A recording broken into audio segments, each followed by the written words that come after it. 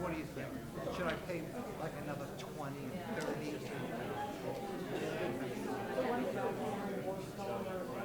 You're very good. Oh, yeah. Let me know when you run for office, because I'll be doing this. I'm just, I'm trying to live it. You're a very good.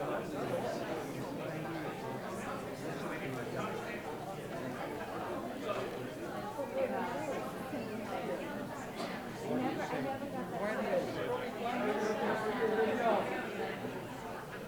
No, you're. I'm a liar. You are by a liar. And I know you. You don't need to make it up.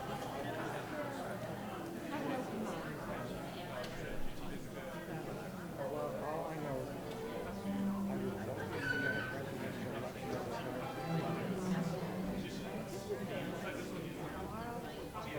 Well, whatever happens, we're in a country that lives together. Thanks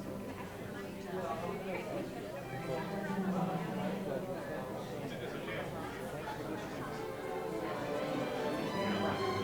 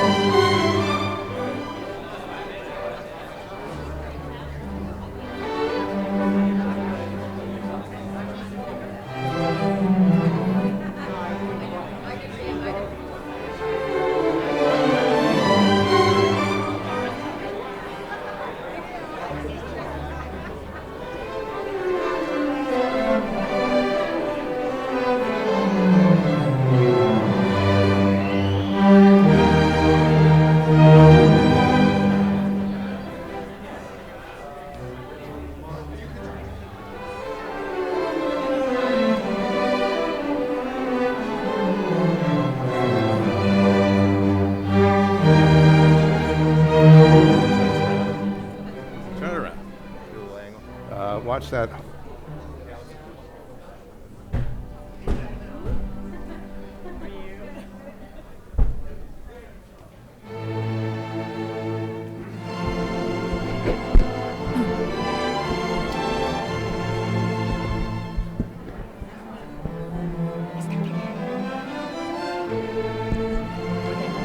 I'm gonna get started. Okay, good evening, everyone. Welcome to our November Board of Education meeting, and sorry to keep everyone waiting. We are just going to get started now, and can everyone please stand for the pledge? I pledge allegiance to the flag of the United States of America and to the republic for which it stands, one nation, under God, indivisible, with liberty and justice for all. Okay, thank you. Please take a seat. And at this moment, we would like to have Dr. Christopher Hale, the coordinator of Fine and Performing Arts, to recognize students that were selected to be in the Nassau County art exhibit. So Dr. Hale, it's all yours.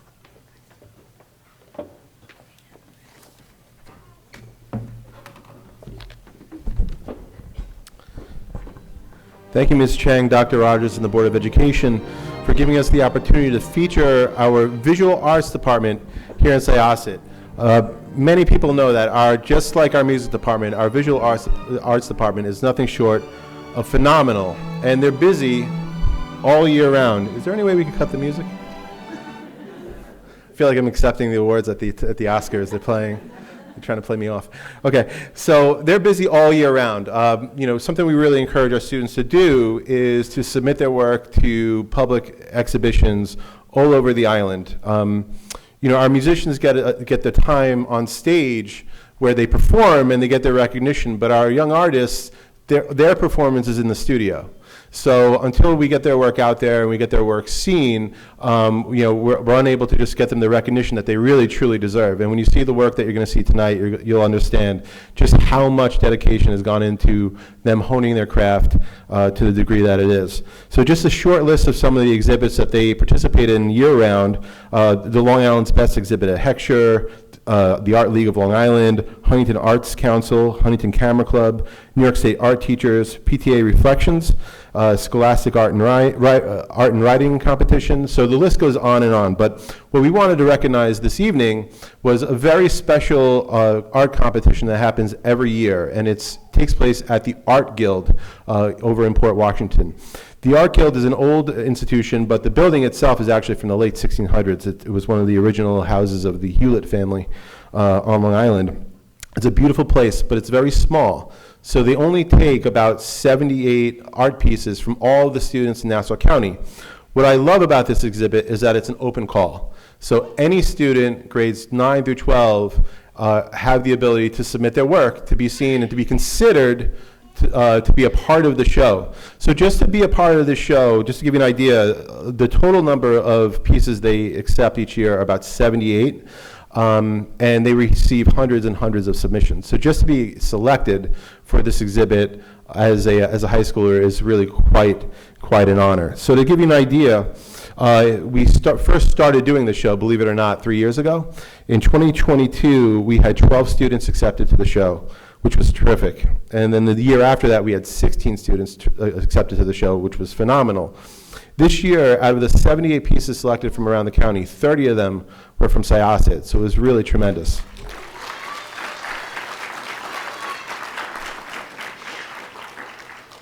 So if we can start the slideshow from the beginning, we'll see just a 90-second slideshow of some of the work that was exhibited yesterday at the Art Guild.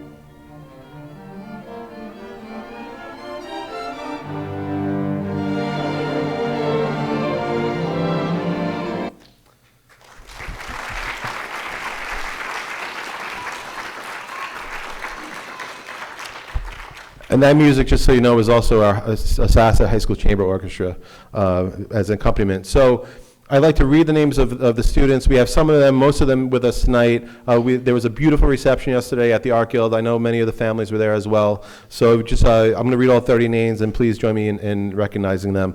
Minki Lee, Harsh Dashi, Isabella Chavasta, Jasmine Wang, Juliana Ragosa, Caitlin Zhang, Melody Chen, Irene Lee, Olivia LeBron, Catherine Yee, Katie Kuhn, who also got honorable mention, Kingsley Liu, Zia Mukherjee, Elizabeth Way, Ben Siegel, Matthew Robotham, Sophia Zhu, Casey Lee, Wayne Kim, Megan Liu, Alyssa Huang, Andrew Mo, Larissa Mallon, Xavier Tan, Caitlin Melling, Yitong K, Julia Rhee, Olivia LaQuatra, Allison Lin, and Janice Lee. Please join me in congratulating our artists once again.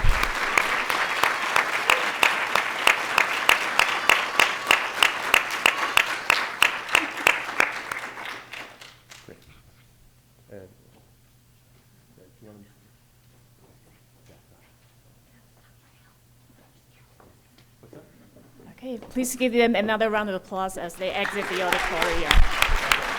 Congratulations. Thank you. No, not a problem. Okay, and we are going to take a few moments for the board members to get up to stage to begin our meeting, and you are more than welcome to stay. If not, this is your moment to make your graceful exit. Thank you.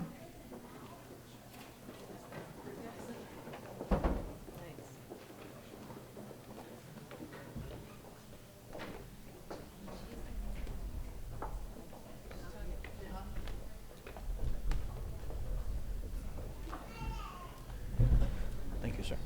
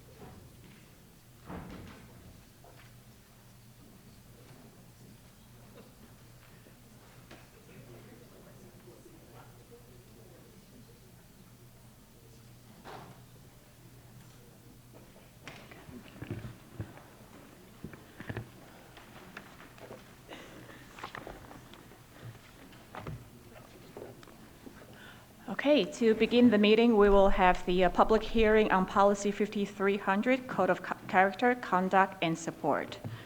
And the audience to the public portion for this part, so I am going to call on Mr. Brian Tevet.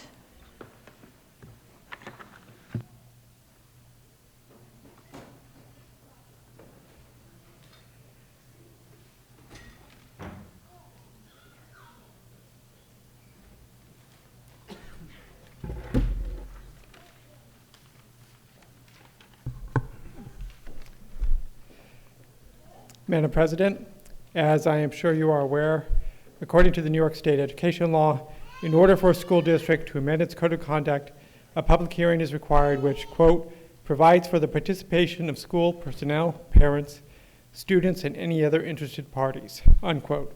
A website in which the public can post comments is not a substitute for a public hearing.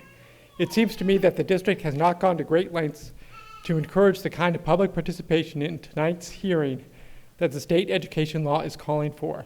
Unless someone has pored over the legal notices page of the Syosset Advance or Syosset Jericho Tribune, or has carefully read all of the bullet points in the most recent Board of Education meeting reminder, they would hardly know that there was a public hearing tonight on a matter of great importance to the community. It is worth comparing this state of affairs with the effort that the district makes to publicize something it really cares about, such as the facilities improvement bond.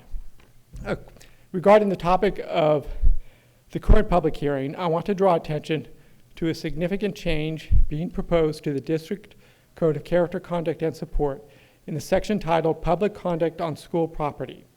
The current text reads, quote, "The restrictions on public conduct on school property and at school functions contained in this code are not intended to limit freedom of speech or peaceful assembly."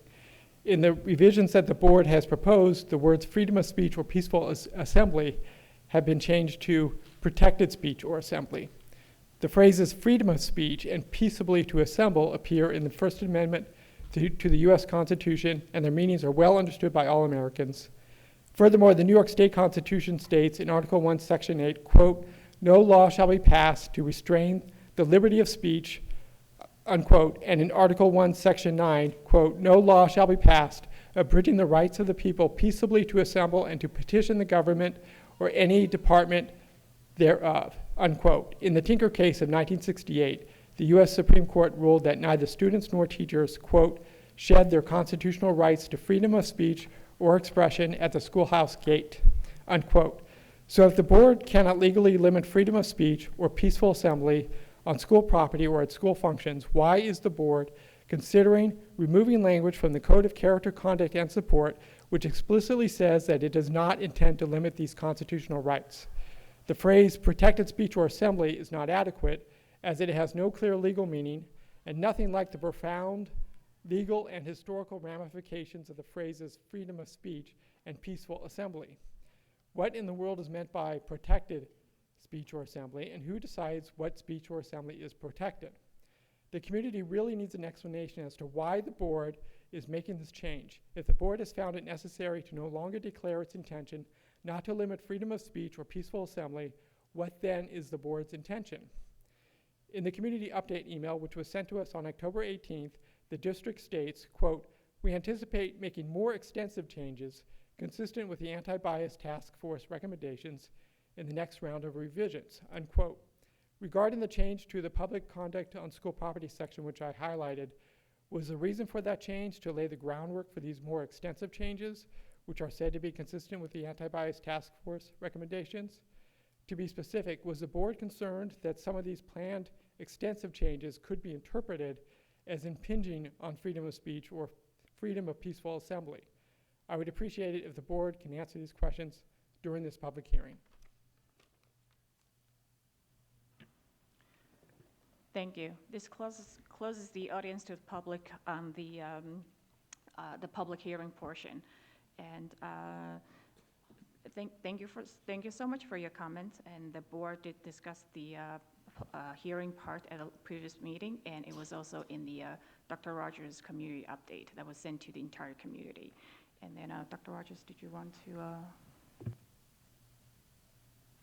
Sure. So the reason for the change is because we're actually moving towards more precise definitions of words. So free speech is in the First Amendment of the Constitution, obviously, but the free speech language in the First Amendment has been subsequently amended over time by a series of court cases that have interpreted what is protected speech in that definition of free speech and what is not protected speech. So by using the term protected speech, we are explicitly referencing the First Amendment as the Supreme Court has defined it over the years. So it does not limit any speech that was already protected.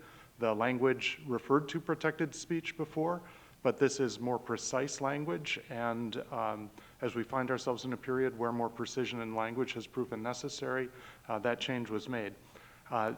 In terms of my comment to the community about more extensive revisions to the Code of Conduct, one of the recommendations of the Anti-Bias Task Force was to make the Code of Conduct more manageable, easier to navigate, have a plain language version, offer revisions in multiple languages, in addition to the languages that it's offered in now, have a student version of the Code of Conduct that can be shared at each of the 3 grade band levels, elementary, middle, and secondary, that is consistent with the developmental age of the students that are there.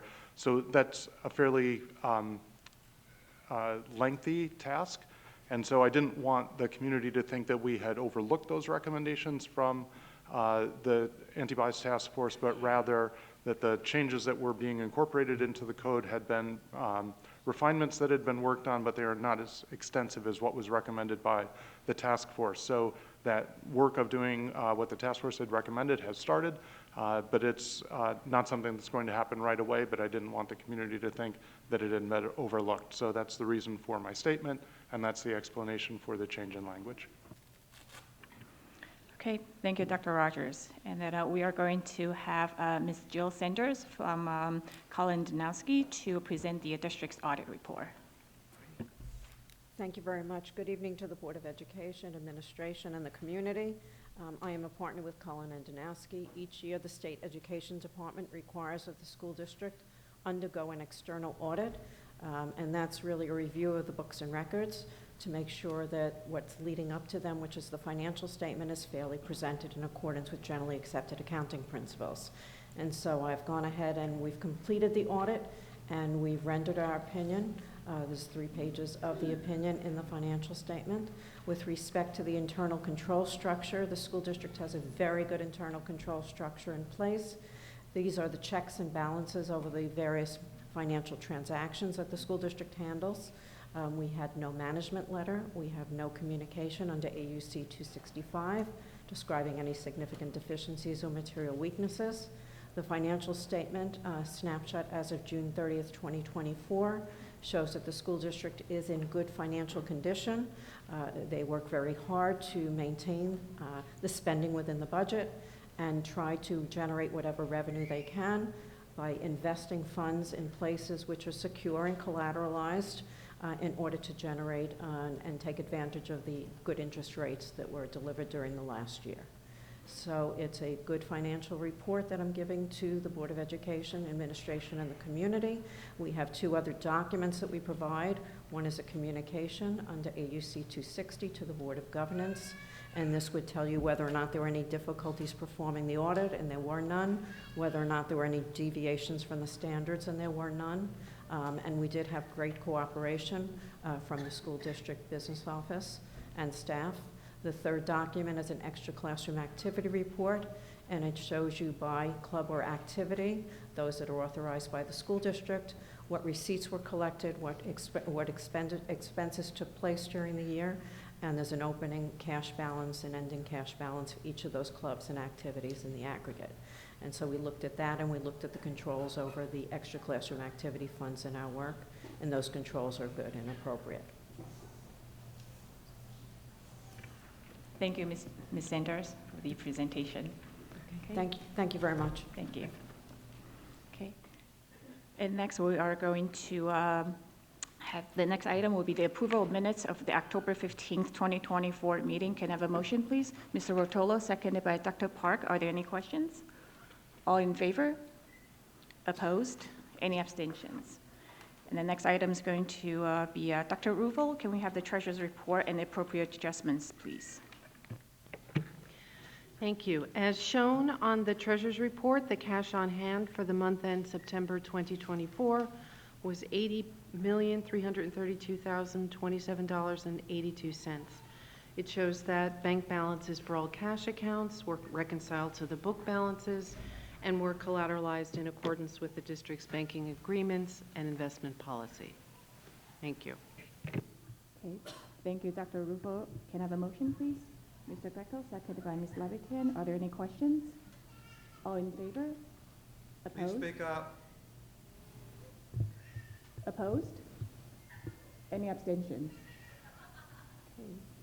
And the next item is going to be, we have the 2025-2026 school year calendar, and the board will be adopting that at the next meeting. Okay. And moving on to the next item, that's going to be Dr. Rogers' superintendent's report. And so Dr. Rogers, all yours, please. Thank you. There are a handful of items to go through. I know some of them have gotten a lot of attention over the years, so hopefully we can go through and I can provide the public and the folks here with a lot of information, because I know that some of these items have generated a lot of attention. First, over the course of the past 2 years, we've been discussing state requirement to retire our existing mascot, which the board has already done, and to start a process for selecting a new mascot. I announced at the last month's meeting that process would begin. I've asked Mr. Stuber, our athletic director, Mr. Steinberg, our assistant superintendent for secondary education, to lead that process, but this is going to be a community-driven process. We have until the end of this year to make changes to our property to reflect. We don't have to adopt a new mascot by the end of the year, but we do have to make changes where the old mascot is reflected in the property. So obviously it would be an advantage to us if we had the opportunity to switch to something new, so that we would only make the changes to our facilities once.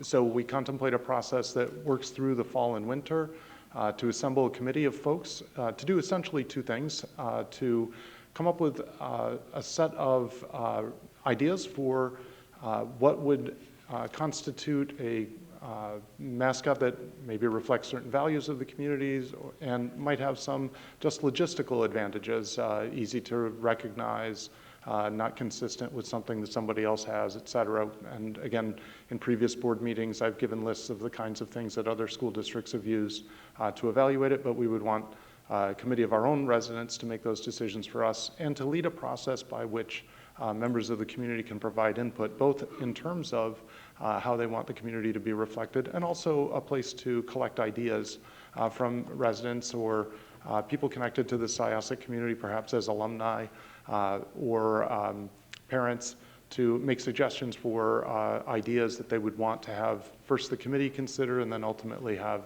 the community consider. Obviously, if we have the community consider every idea that comes along, it might be difficult for us to move through that process. So the committee's responsibility would be to ultimately narrow the choices to those that most closely meet the rubric that they devise, but then ultimately to put that choice back to the community so that the community has the opportunity to share its input.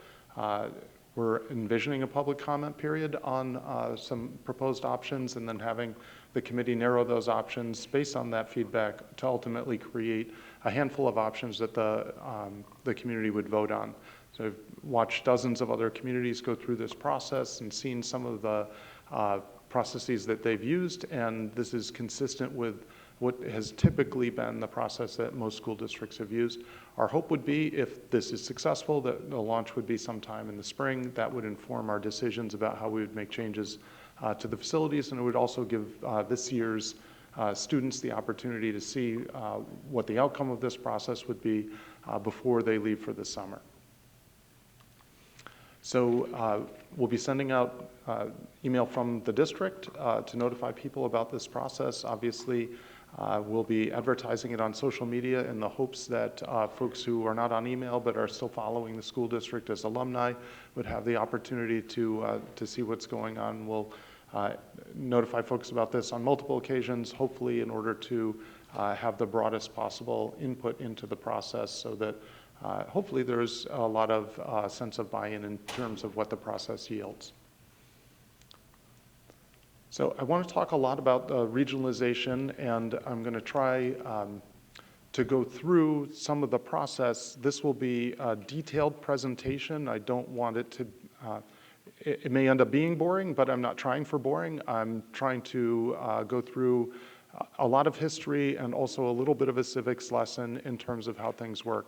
And I'll just say at the outset, this is an area in which I feel I have some depth and experience. Prior to being the superintendent here at Syosset, now in my 11th year, I was the superintendent of Nassau BOCES. I was the BOCES superintendent for almost 5 years. And prior to that, I worked for 20 years in Albany. The first 5 of those years, I worked for the legislature, doing the work of writing laws and working with state agencies as they wrote their own regulations. And then for 14 years, I worked for a state association that worked with the state education department as they regulated schools, and as I worked for the superintendents that were regulated by the state education department. My point being, I've got about 35 years of experience working with state government in a lot of different roles and capacities. So some of this feels very familiar. Some of it feels familiar in that it's not well communicated, and that is familiar. And some of this is something new and a little bit different, and I think that has been startling to some folks. So I'll try and contextualize things. I'll try and walk through my own thinking on where this is headed, and my thinking on where we can be influential and where we might need to be influential. But ultimately, the end of this conversation is going to be a conversation about something that I think is a larger concern that we should be attentive to. So the first is a little bit of background on how some things work in state government. So there are several hierarchies of things that function like laws. Obviously, our state constitution is the highest law of the state. And within that constitution, the legislature can adopt laws. They can't adopt laws that violate the Constitution. They'd be unconstitutional. Sometimes courts have to rule that the laws that are adopted are unconstitutional. Within each of the agency's ultimate regulatory body, so for most executive branch agencies, that ultimate regulatory body ends up being the commissioner. For certain agencies that have boards, like the Board of Regents is a legislative branch agency, not an executive branch agency. The board is the ultimate authority that ends up adopting a regulation. No regulation can be created that doesn't derive its authority from a law, a statute that's already been adopted. So what the regulation can do is it can talk about how to implement that statute, it can talk about how to define that statute, it can talk about a process for how something that's in the statute will be accomplished by the regulatory agency or by the entities that they govern. But what a regulation can't do is it can't create a power that didn't first exist in law, and it can't expand a power that does exist in law beyond what the law contemplated. So laws can't be changed except by the entity that created the law. So statutes, laws, require approval by a majority of the Assembly, a majority of the Senate, and the governor, whoever that governor may be at the time. Regulations can be done and undone by the same body that created them, the agency, in this case, the State Board of Regents. So that's important because statutes are hard to get enacted and they're hard to change. Regulations are less difficult to get enacted and also no more difficult to change than they are to enact. Second thing is there are two processes. So the adoption of regulations follows something called the State Administrative Procedures Act, SAPA. So every agency has to follow SAPA. And SAPA sets out timelines and processes for how regulatory bodies will go through and notify the public of the regulations that they're contemplating, how quickly they can adopt those regulations. All regulations that are proposed to be adopted are released in something called the State Register. Most of the time, the State Register is one of the most boring documents that you could look at because it's a lot of very mundane regulations that all the agencies are adopting, and the State Register will have any regulation that is in the process of being adopted by any state agency. So there are two tracks that can be used by an agency when they adopt a regulation. They can make a finding that there is an emergency and what they believe is that the regulation needs to take effect immediately.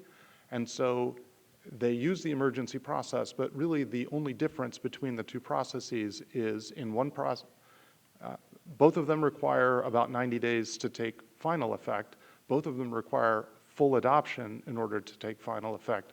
Both of them require 60-day comment period. The only difference is that if you use the emergency authority, they take effect right away.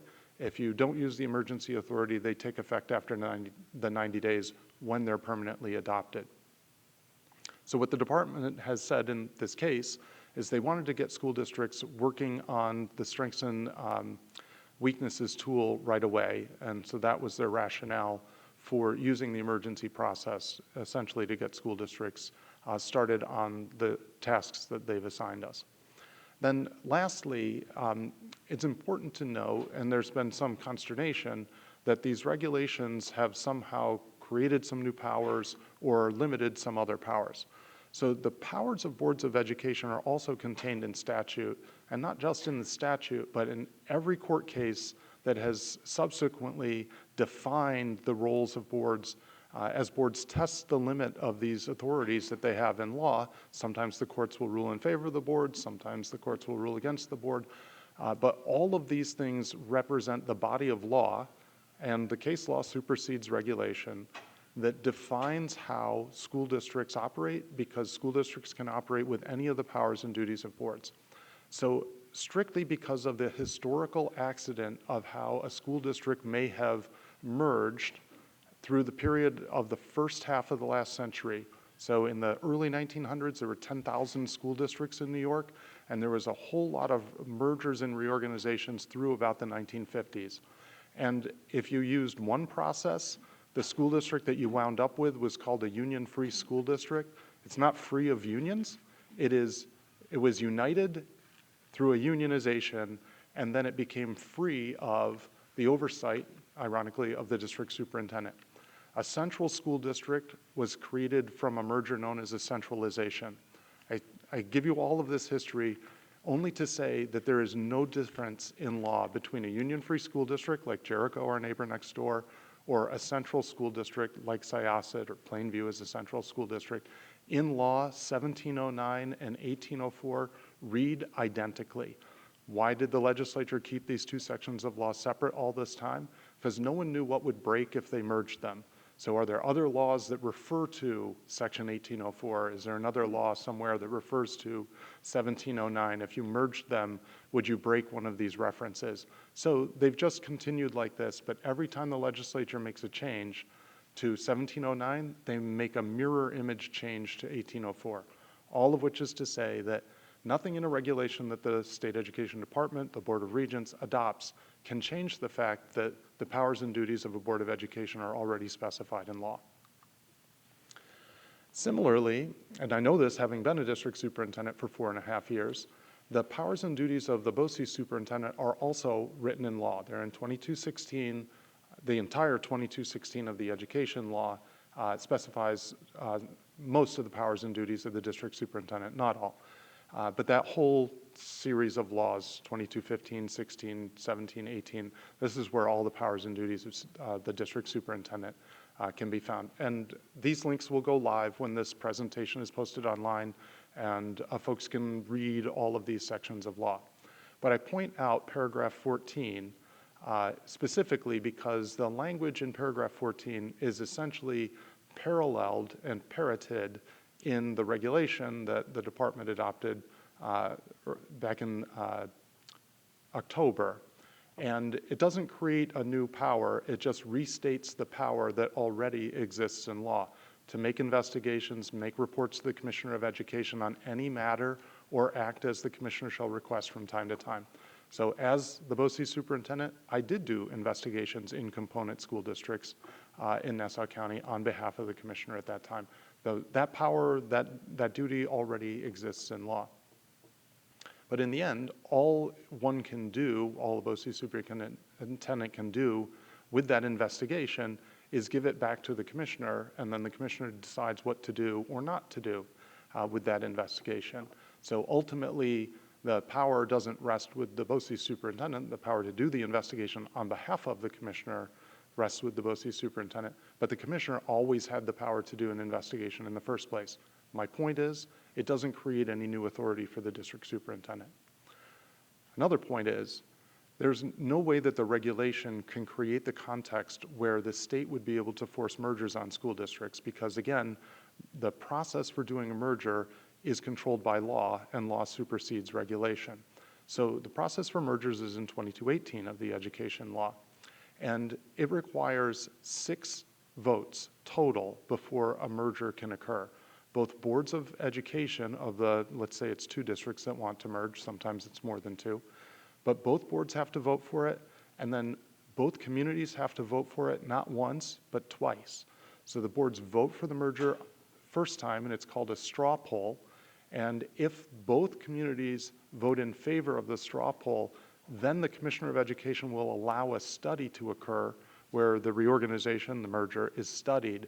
Then after the study occurs, the study is presented to the public, and then both communities have to vote again, having seen the results of the study, and they both have to vote yes. Even if one votes yes, if the other votes no, it doesn't go through. All of which is to say, there's nothing in the regulation that can compel mergers between school districts. That process takes a long time, it has a lot of steps in the process, and in the end, the local school district is the one that's in control. And then ultimately, on this particular regulation that is proven worrisome, the State Ed Department has said in writing that school districts will not have to pursue activities that they don't agree to. Now, folks are reading the regulation closely. They found the word compel in there. I found the word compel in there as well. And that's the one word in there that I think is completely discordant with what their stated messaging has been all along. And I think they have an obligation to go back and harmonize the language of the regulation with what their messaging is. But in a practical sense, if you're looking for enforcement, their ability to enforce is no more powerful than the commissioner's enforcement powers, which are in 306 of the education law. And there's a whole series of court cases that have subsequently defined and limited the power of the commissioner to act under Section 306 of the education law.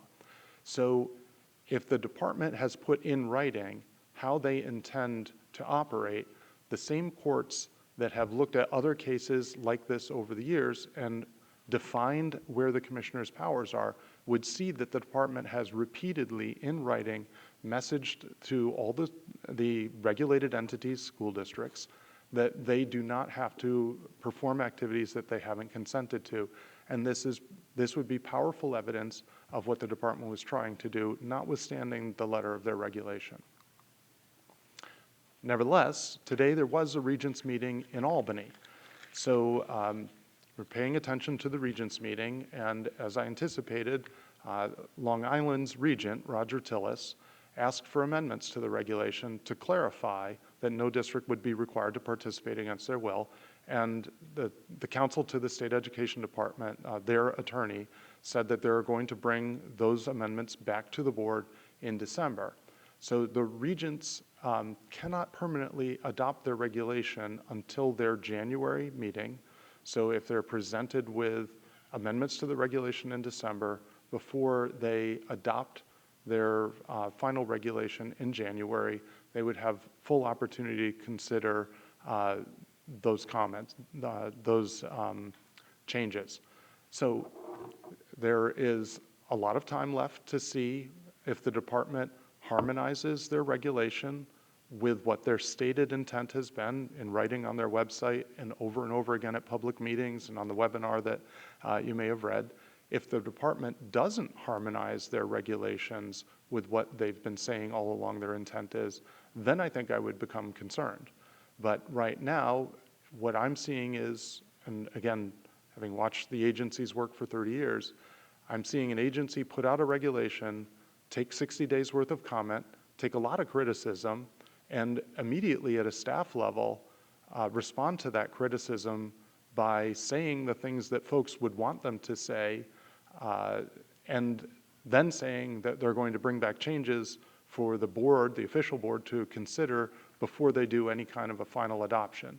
So what it looks like to me is they're being responsive to the criticism that they've heard. They have a process by which they can change what they put in the emergency regulations, and they can do it in plenty of time before they adopt anything permanently. That said, I think we should certainly hold them accountable for following through on this, because I would not want to see them make any changes. And as I said in my letter to the community, if there were to be a threat to local control, a threat to our autonomy, a requirement for us to have locally raised tax funds shared across jurisdictions, compelled to participate in programs that were not in the interest of our students or our community, I would be at the front of the line fighting. And again, because I've worked in this advocacy community for my whole career, I think I'm an effective fighter when fighting is required. But I don't see things moving in that direction. I do think that we can hold them accountable for making good on their promises and the things that they've put in writing. And we have time to see how they do that. So my recommendations, thanks. So my recommendations to the board would be, I think the regents should refine their regulatory language. I think they should remove the language that uses the word compel because it's unnecessary given their stated purpose. And I think they should make an opt-out provision explicit in the regulation. It's great that they've said it on their website and that it's put in writing, but there's no reason why they shouldn't adopt that and make it part of their regulation as well. I think they've also kind of punted on coming up with criteria for what the regional plans should look like. What they've said is that they don't want to tie anyone's hands or limit our imaginations. And I appreciate having my imagination unlimited, but I think what would be better is if they gave a sense of what they saw some plans looking like, and we could then redefine it. I do see an opportunity for school districts in this process because there are a handful of things that I think the state has not been adequately attentive to. And if the regents are asking us to highlight areas where they need to do better regulating or pay more attention, I can think of 3 right off the top of my head.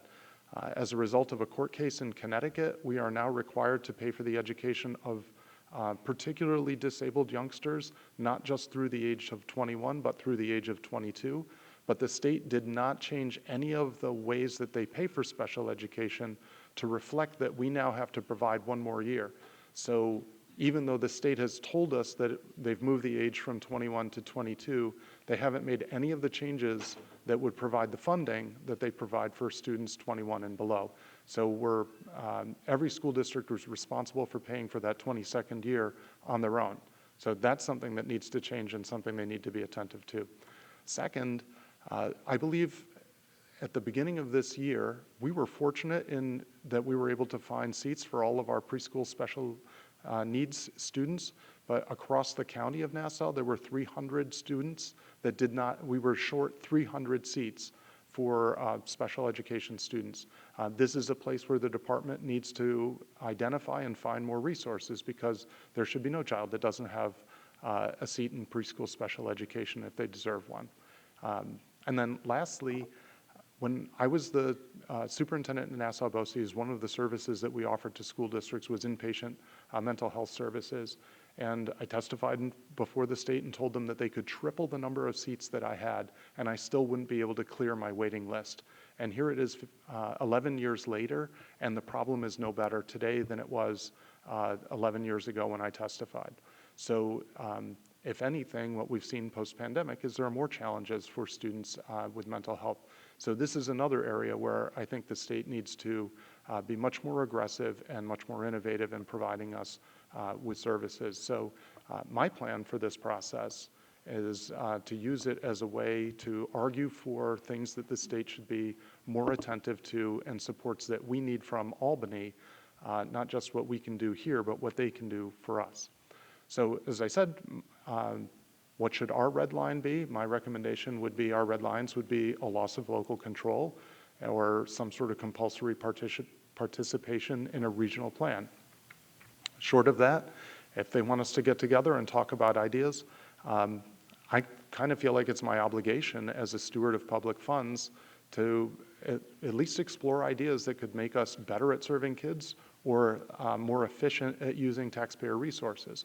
But again, as long as they don't cross the red lines of local control and compulsory participation.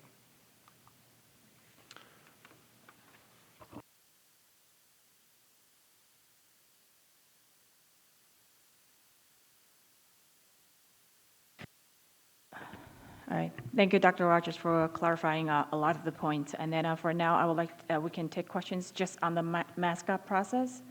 Anyone has any questions on just the mascot? Okay. Ms. Abramson.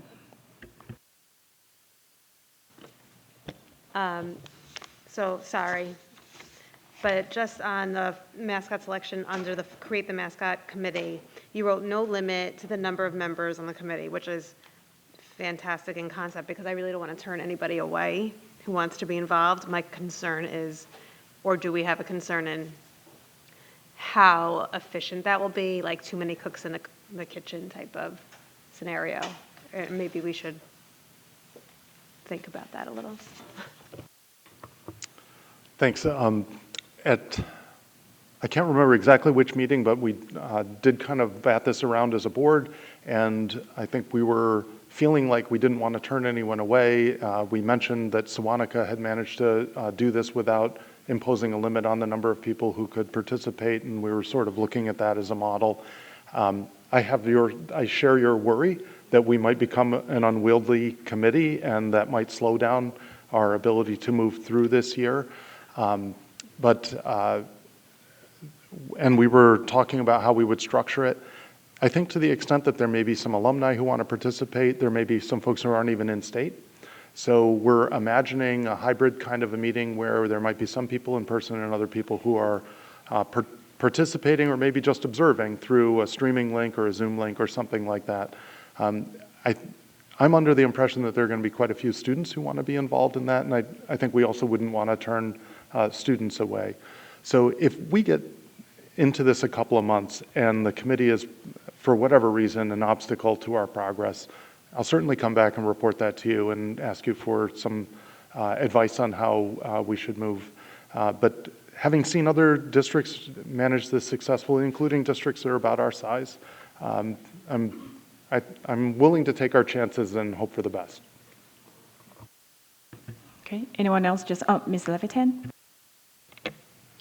So I'm happy to see that we have unlimited number, actually, for that committee, considering what we effectively did away with, right, a 50-year-old tradition. So my question is, how do we reach alumni, let's say, who is not on our email list already, who is not necessarily following the board meetings, who is not routinely visiting the website, so he or she can realize that there's an opt-in email option?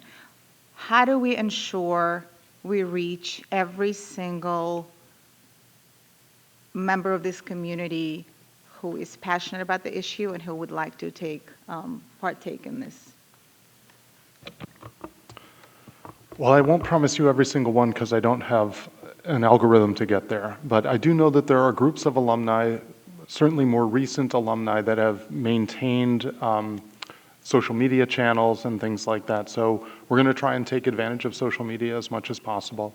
Certainly anyone who's been connected to the school district in the last 2 years has followed the fact that this regulation has changed and that lots of school districts are going through this process. So I think that if there was someone in the community that's been following this for a while, or even in our extended community of alumni, they knew that this day was coming, and so they've been attentive to it. We will certainly use our own social media channels. We will ask the alumni who are more closely connected to us to share it with the networks that they belong in, and hopefully we will reach as many people as we possibly can. Undoubtedly, someone will be overlooked in that process, but we are going to try and use all the tools that we do have. Okay, anyone else? Just the process with mascot. Okay, and then we'll be taking questions from the board regarding regionalization. And then, Dr. Rogers, thank you for that presentation. It was very comprehensive and very detailed and to the point. And we definitely appreciate the commissioner and the deputy commissioner clarifying that participating in the plan is not mandatory and does not compromise local control. And we also appreciate that they have put those assurances in writing on their website. And I'm just thinking the next step, is really to clarify further the regulation to make it clearly consistent with their assurances, and that the regions need to readopt the regulation at their December meeting, as you stated that they're having that meeting, and that the new regulation should reflect that change. And I think that's really, to clean up the verbiage they use in what they put out. And I don't know if anyone else, on the board has a different opinion or wanted to, okay, I'm sorry, Mr. Greco. I know you had your hand up for a while. So, Dr. Rogers, thank you for that background, both the law and the analysis. I think it was great. And I also appreciate the letter you sent last week. You made an important point in that letter, which you've made again tonight, that I worry gets missed. You stated that we are going to fight any attempt to undermine local control of our schools, to compel partnerships that are not in our community's interests, to redistrict taxpayer funds to other jurisdictions, and to merge our district with others. So thank you for that. That's a big statement. Obviously, I agree with every word of it. So, but this is where I get a little nervous. It sounds like in your letter in the presentation tonight that NICEAD is just looking to require us to participate in those surveys and to attend meetings with other districts, and that the BOCES superintendent basically is going to facilitate the putting together of a plan. And I've reviewed all the literature, the website, everything you're talking about, even the meeting today, and it does appear that they're limiting this regionalization to just a conversation. And if their goal is to have these plans that can allow districts to work together, it doesn't sound all that different to what we're doing already and what we should be doing already. I think that's a given. So this is nothing new to us, but at the same time, the regs go far beyond that. It isn't, in my mind, just the word compel. And you were pretty clear of your views that it needs to change. I just see no reason why there was a difference, why the regulations were done the way they were done, and why they would grant those broad powers. So, I have a bunch of examples. I'm not going to use them all tonight, but one of them jumped out at me. There's the presentation that was sent to us. I believe it was at the Nassau Suffolk School Boards Association. They quote, upon completion of the regional plan, school districts need only pursue implementation of activities they have agreed or consented to.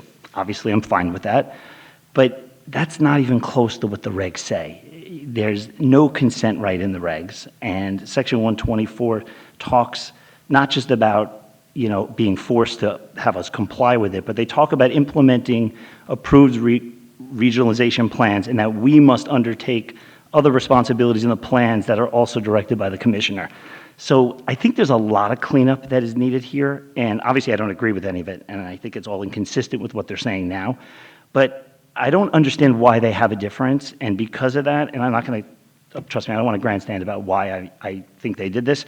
I think for the purpose of this meeting today, we should talk about getting out in front of it, and there's no reason in my mind not to send a letter now, just asking for what you've recommended, because you're basically saying, they're going to do this. And I agree, I think they're going to do it. But why wouldn't we send a letter just reminding them, hey, we're still here, and you need to make these changes, especially, it's not hard for them to include an opt-out or to make it optional. That's a couple of words to the regulation. So I just don't like the idea of waiting and seeing. I think you're already on board. I'm assuming most of us are going to be on board, or all of us are going to be on board to send a letter. I think we got good counsel that can write a letter. God knows I'm going to send my own letter as an individual, not as a board member. So I want to get that out there and just make sure we at least walk out of here tonight knowing we're going to do something. Okay. Ms. Emerson? I completely agree with Brian. I think we have to be very proactive. I think they are trying to step back a lot of the things that people have been confused, and I think they're very confusing and they're all over the place. And I think there's the whole recommendations page, I think, is including our red lines should be included, like fiscal autonomy, no loss of local control, no compulsory participation. It definitely has opportunities for mutual beneficial things across districts, but being compelled to do anything makes me nervous, and we should definitely be very clear on our boundaries.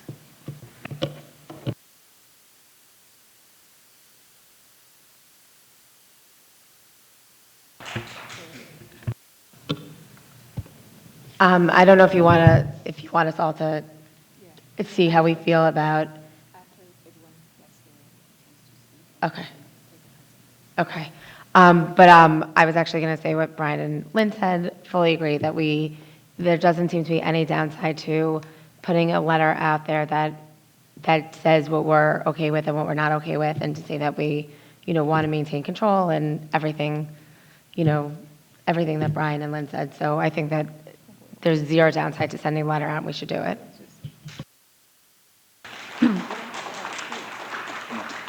Ms. Dostrick?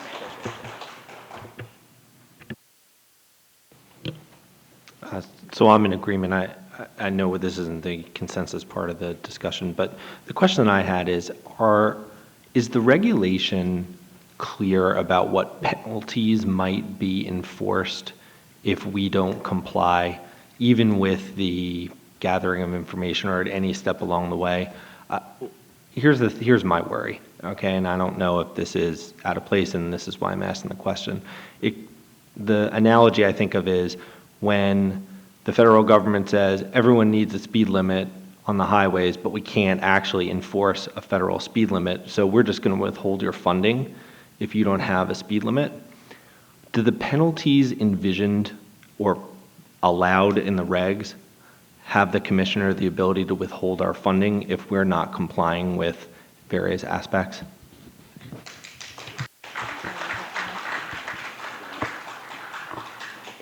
So the short answer is yes. I said earlier that the commissioner's powers are in 306 of the Ed Law. So when I read the reg, I got to the word compel, and I said, oh, that's funny. The district superintendent will compel. The district superintendent has no power except those powers that are given by the commissioner. So, because as a district superintendent, I couldn't compel a thing. So I thought, okay, well, where would this compel power come from? So the only place where the commissioner has some power that she could delegate would be 306 of the Ed Law. So you go through 306 of the Ed Law.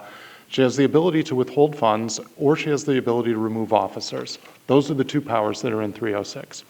So then you go through and start reading all of the case law that defines when the governor, or when the commissioner can actually implement those powers.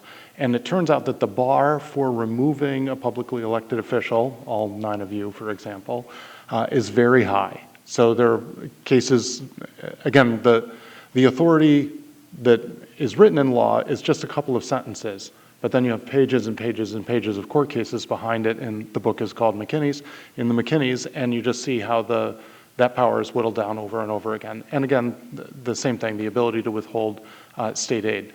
So particularly against the backdrop of the department saying in writing in multiple places over and over again that no one would be compelled to do this, I think it would be impossible for them to meet the bar that is in I'm not an attorney, I'm just somebody who's watched Albany for all these years, but I don't think that they've come anywhere near the bar that's in 306 for being able to exercise 2 of these really muscular penalties.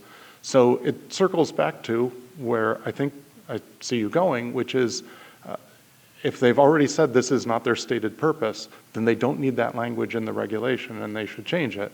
And just to respond to Mr. Greco's question, just hypothesizing aloud, why on earth would they have written the regulation this way in the first place? What I've observed over the years is that they get advice from attorneys, and attorneys say, well, it'd be even better if you threw this in there, and let's throw that in there too. And maybe this might happen, so throw this in there, and all of a sudden you have a lot more words than you need to accomplish the purpose you set out to do. That's not an unfamiliar process, watching regulations develop, or working with attorneys in other contexts. So I don't know that I would read as much intention into all those words. I think, if anything, I'm reading more intention out of the fact that they so quickly have been working to try and update their messaging. That seems to be more reflective of where their most agile selves are right now. So, to the extent that you want to hold them accountable for aligning the regulations with what their stated purpose has been, I think that's entirely appropriate. Are there any more questions? Oh, sorry, Dr. Park. So I do agree with sending a letter, but is there no downside in being in the front line of this fight for us? I think we need to evaluate very carefully if there is any downside for us, that we don't have to be in the forefront. If we can be maybe in the middle of that fight to kind of cover us, help us, so that we don't have any downside aspect of sending that letter, I'll be for that.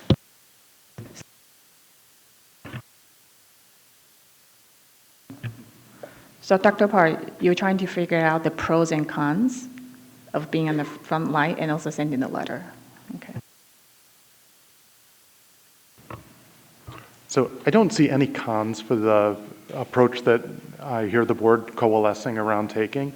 The department has been clear in their messaging about limiting what they're trying to accomplish. You're asking them to make their regulations consistent with their messaging. You're not asking them to do anything that the commissioner herself and the deputy commissioner himself have not said repeatedly at statewide conferences in front of audiences literally of thousands. So I don't see any downside in that. What I wouldn't want to do is undermine our own credibility by exaggerating or mischaracterizing what the department is doing. I think your letter doesn't do either of those things. It just says, you've stated this, the regulations don't read that way. It sounds like, based on what the council said at today's Regents meeting, you're planning on making some changes to that. That's a great idea. Please follow through on that.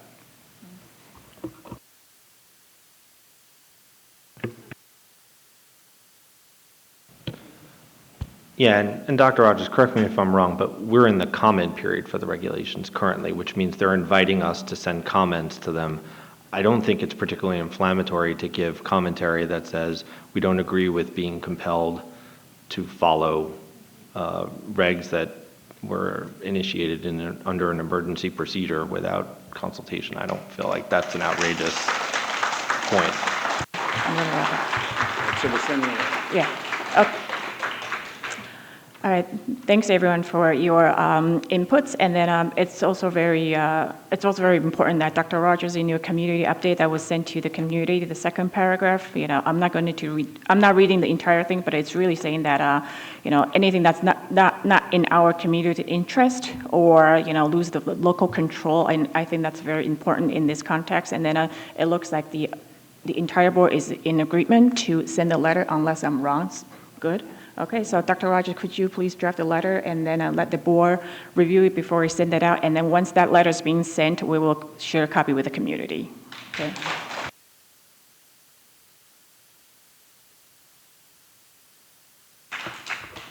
I'd be happy to do so, and I think you've calibrated it just right. So while regionalization has gotten a lot of the attention, I actually am much more concerned about foundation aid. So the way the calendar is going to develop, there is going to be a big announcement about foundation aid in December. And so I plan for some time to have this conversation with the board now in November so that we and the public that we serve are alerted to something that is potentially going to happen. So this also will require a little bit of a history lesson and a little bit of an Albany lesson. So foundation aid, every school district in the state gets some money from the local property tax and it gets some money from Albany. And how much that balance is depends on what the local fiscal capacity of the school district is. But every district, from the biggest district in the state, New York City, with 900,000 kids, to tiny little districts up in the Adirondacks that only have 20 or 30 kids, every district gets some foundation aid and raises the remainder of the money through local property taxes. So there was a long-running lawsuit called the Campaign for Fiscal Equity lawsuit that was ultimately decided by the state's highest court, which is the State Court of Appeals, in 2007, and it ruled that the state had not funded a sound basic education in New York State. And as a result of that, the courts calculated the amount that was necessary for a sound basic education, and that calculation was complicated because a dollar doesn't go nearly as far on Long Island as a dollar would go in Albany or might go in Western New York. So it also calculated that some students were more expensive to educate than others, students with disabilities, for example, or students who might need support learning English. And all of those factors were included in foundation aid. And even though the Campaign for Fiscal Equity won that lawsuit, and even though the courts calculated what the cost of sound basic education would be, the state never fully funded that formula. Instead, it did something called a gap elimination adjustment, which was basically a minus sign. So the state said, we owe you this much, but we're not going to pay $1 million of it. You're only going to get what's left after we take $1 million off the top. And that created tremendous pressure from school districts across the state, lobbying Albany, and another lawsuit trying to enforce the state to to make good on the settlement of the CFE lawsuit. So in 2023, Governor Hochul settled the NYSER lawsuit, the second lawsuit, and fully funded the foundation aid. So that was the 23-24 school year. And in her press release, she said she's committed to it. It's going to, she says, actions are more important than words. And while the settlement is the first step, we're following through with funding in the state budget. And not long after that, Mr. Ostricht, who actually left the room, I'll wait until he comes back. Sorry, didn't mean to draw attention. Commented on this. I'll return to his comments in a second. But the very next year after fully funding it, so the 24 year, the governor proposed making dramatic changes to foundation aid that would have resulted in cuts for lots and lots and lots of school districts, including Syosset. So, and Mr. Oster's comment was, how long will the governor follow through on this commitment that she made in 2023? And the answer was, not very long. So in the 2024-25 executive budget proposal, which comes out in January of 24, and the process is to adopt a state budget, the governor proposes a first draft, and then the legislature writes the final draft.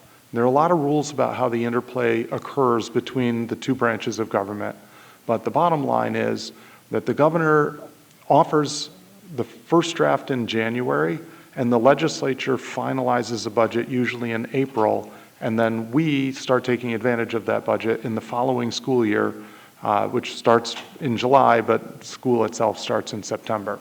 So in January, they're building a budget for the following September's school year, and the governor proposed cuts. The cut for Nassau County was over $55 million. The cut for Syosset was about $200,000, about 1% of our foundation aid. And some of the mechanisms that the governor used to reduce aid to schools, this change in the foundation formula that was implemented to settle another lawsuit, she, instead of using current year inflation, because inflation was very high last year, as you'll recall, she used an 8-year average, which averaged in the very, very low years where we had almost zero inflation during the pandemic. And that brought the amount of aid down because it wasn't accurately reflecting what was real world inflation. So the legislature took the governor's budget in January. We and other school districts lobbied hard for restorations to the governor's budget. We lobbied all of our state legislators from the Senate and Assembly. And our legislators and legislators from around the state made restorations to the executive budget and ultimately ended up increasing aid to schools by over $1 billion.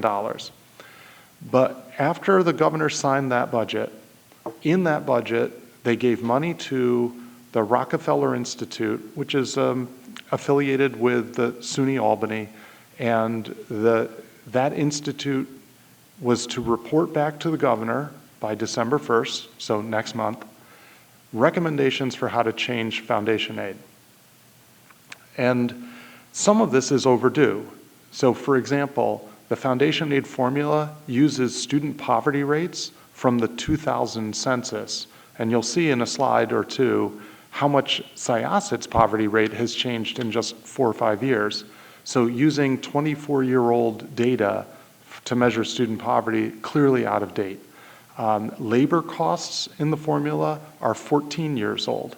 So there's a bunch of things in the formula that absolutely need to be updated. I think they're also underweighting the cost of educating special education students in the current environment that isn't reflected there. There isn't anything in the foundation formula that reflects what we've seen coming out of the pandemic in terms of learning loss for students or mental health needs for students. So there are lots of reasons to fix foundation aid. My concern is that the governor last year fixed foundation aid by making dramatic cuts. And when she adopted the budget back in April of 2024, April of this year, she said, quote, "In the long term, it just doesn't make sense to keep paying for empty seats in classrooms." So that's kind of a red flag in terms of where are empty seats and who is she planning on cutting support for. So the next executive budget is coming this January, so in 2 months. The recommendations from the Rockefeller Institute are coming in December, next month, and I'm concerned about what will be proposed and if a hole is proposed that our legislators have to fill again, and how much will we be affected in Syosset, how much will Nassau County be affected. And this is the thing that I really think we need to keep our eye on, and this is a place where we should certainly focus our energies if it becomes necessary to fight. So I did a little bit of math and asked the question, where are empty seats in New York? And this map shows where enrollment loss has been greatest. So the deeper the red color, the more enrollment loss. But every county in the state has experienced some enrollment loss. There's no county that's experienced enrollment gain. It's just questions of degrees of loss. And then moreover, not every county is identical from school district to school district. You'll see that in a second. So there are some school districts that have experienced more loss than other school districts in any one of these given counties. But the thing that jumps off the map at me is because I worked in a couple of statewide roles earlier in my career, I'm familiar with a lot of these counties, and the places where the enrollment losses are the greatest are the places that are most rural in nature. And so these are school districts that already have small numbers of students, and they will struggle even more with fewer students. And I worry about the governor's proposal not to pay for empty seats disproportionately affecting those areas. And when you listen, if you did listen to the State Education Department's webinar on regionalization, they talked a lot about rural New York and their worries about what might happen with foundation aid and their belief that the regionalization, at least in these rural areas, might be a lifeline for the school districts as opposed to an endangerment to local control. So I wanted to go deep into foundation aid because I am concerned, given what happened last January and where we might find ourselves again this January.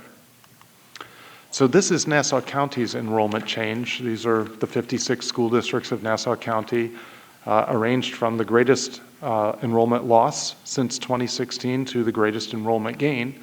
The greatest enrollment gain is Syosset at over 10%.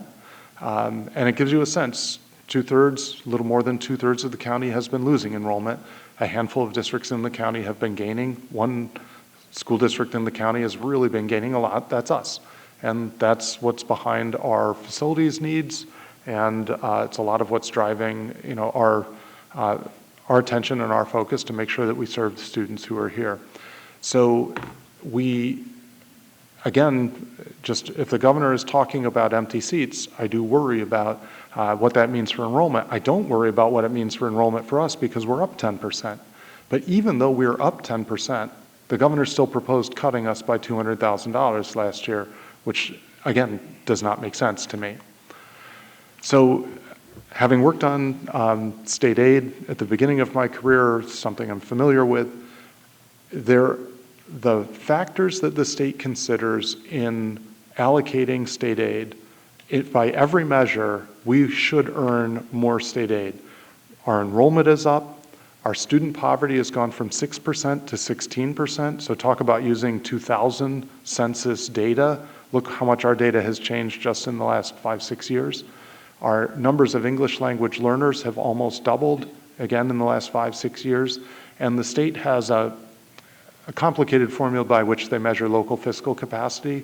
But the point here is that our fiscal capacity has also dropped over time. And that would normally result in the state supporting more of the cost of education. So by every measure, we should earn more state aid, and yet last year the governor proposed a cut for us. So I'm grateful to the legislature for listening to our pleas and doing the restorations in aid, but I want to make sure that we remain attentive to what's going on in Albany because of what happened last year and because of where we are. And I'll just say, I think we have, despite the challenges on the left column, We continue to put out a tremendous educational product. Our teachers and the building leaders are doing extraordinary work, and you, the board, are providing the context and the resources that they need to do this good work. So I think our pitch to the state is, we're doing our part, you need to do your part. And then the question would also be, is the state in bad financial position? Is it necessary for them to pass along cuts to us because maybe things aren't going well for the state? So I looked on the state comptroller's website and found a lot of encouraging news about real improvement in Wall Street and the market, which actually accounts for a huge portion of the state income tax proceeds that are used by state government. And local sales tax collections are up. That's a reflection of the economy as well. So given the strong fiscal news from the state comptroller's office, it's not as though the state is facing some yawning deficit and they need to make that up by passing along cuts to school districts. So this is something I'm very focused on. I will certainly report to you in December about what the Rockefeller Institute reports on foundation aid. And the reason why I wanted to have this conversation in November is because we may need to mobilize in January in order to do what we did last year. But I think we'll have to mobilize more vigorously because there's much more momentum because of the Rockefeller Institute report than there was last year. So I think the legislature was able to make restorations, but I think this year's budget fight will be more difficult. So I'm very attentive to this and absolutely prepared to do what's necessary to protect our interests around state aid. And I alluded earlier that we had this conversation almost 2 years ago, and Mr. Ostrick, you made the point that you asked the question, how bound is the governor by her restoration to, or her settlement of the NYSER lawsuit? And I said that she's not bound because every year is a new year, but I had anticipated that she would continue to fund it since her rhetoric around it had been so strong. And yet, just a year later, she proposed cuts, and this year she's proposed changing the foundation aid formula. So I think you were right to be attentive to that, and we're right to stay continually attentive to it. So on this, what do I think we should do next? We'll watch the December 1st for the Rockefeller Institute study. I think we should, after studying their recommendations, we should send something to the governor even before the governor writes her executive budget in January. And then once that budget comes out, we should be in constant contact with our state legislators until the final budget comes out.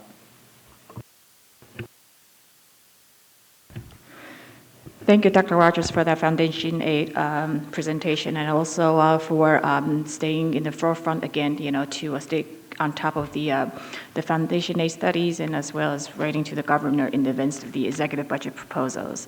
Okay, and at this moment, are there any questions for Dr. Rogers just on foundation aid? Mr. Rotolo?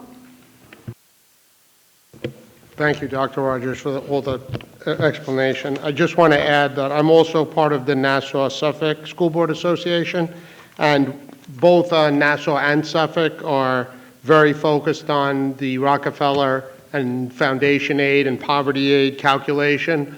So it's not just us. We're not here standing alone. And also with the regionalization, this is top of mind. So this is basically board members from school districts all over, so we both have the same concern. So this is not just Syosset, it's all of Long Island. So I just wanted to add that too.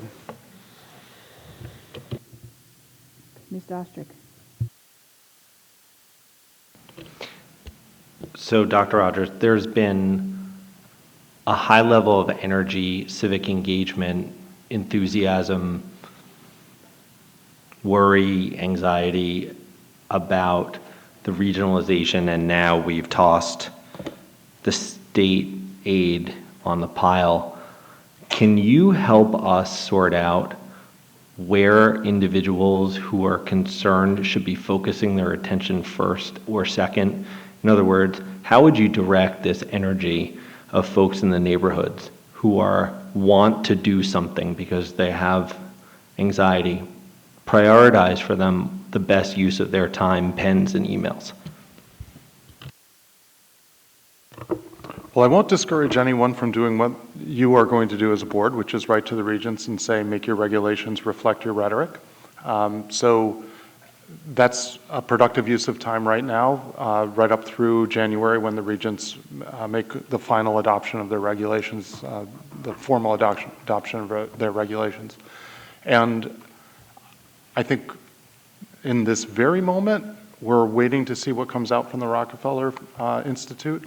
But I think shortly after that, the board can lead with a letter to the executive, to the governor, and community members should follow on the board's lead in terms of how to frame that letter and make sure that the governor is aware that we're attentive to this and that we're concerned that the state continue to provide its share of support for schools and funding.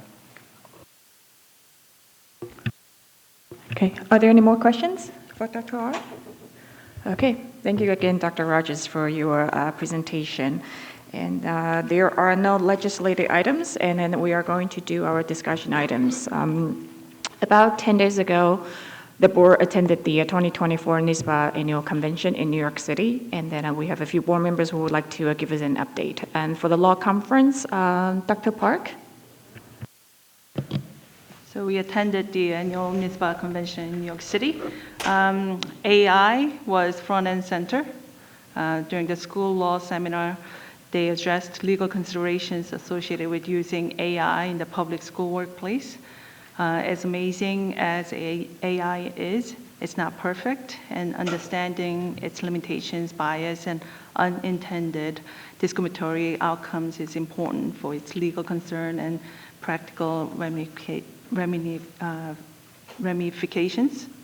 And it really underscored the rapid changes in our world. I think our mission statement rings truer than ever as we prepare our students not only with the intellectual and technological skills, but also with the strength of character needed for their future, which is yet to be envisioned.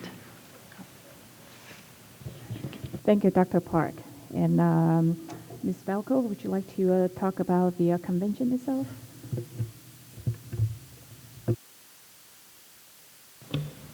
There you go.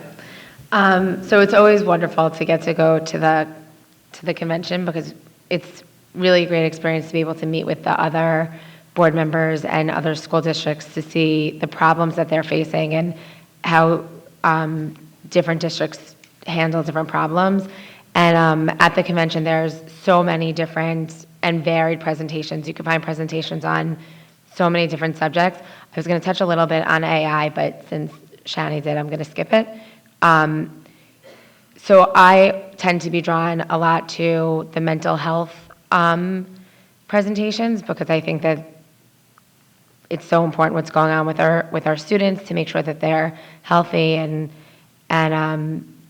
stable, and to create an environment that's happy and inclusive for everybody and kindness.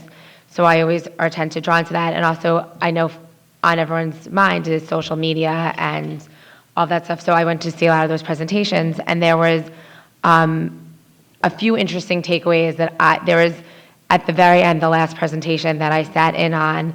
There's this wonderful presentation of somebody who is not anti-technology, but kind of studies the effect on kids and what's good for them. And one of the things that she brought up, and I know it's something that we've been discussing in the district, about cell phone usage during the day. And, she talked about whether, the benefits of having the phones away during the academic courses and during the, the whole day, and the benefits of not having the phone and bringing the community together and having programs for children who rely on the phone during the day and trying to, figure out how to help those children be integrated in a productive way.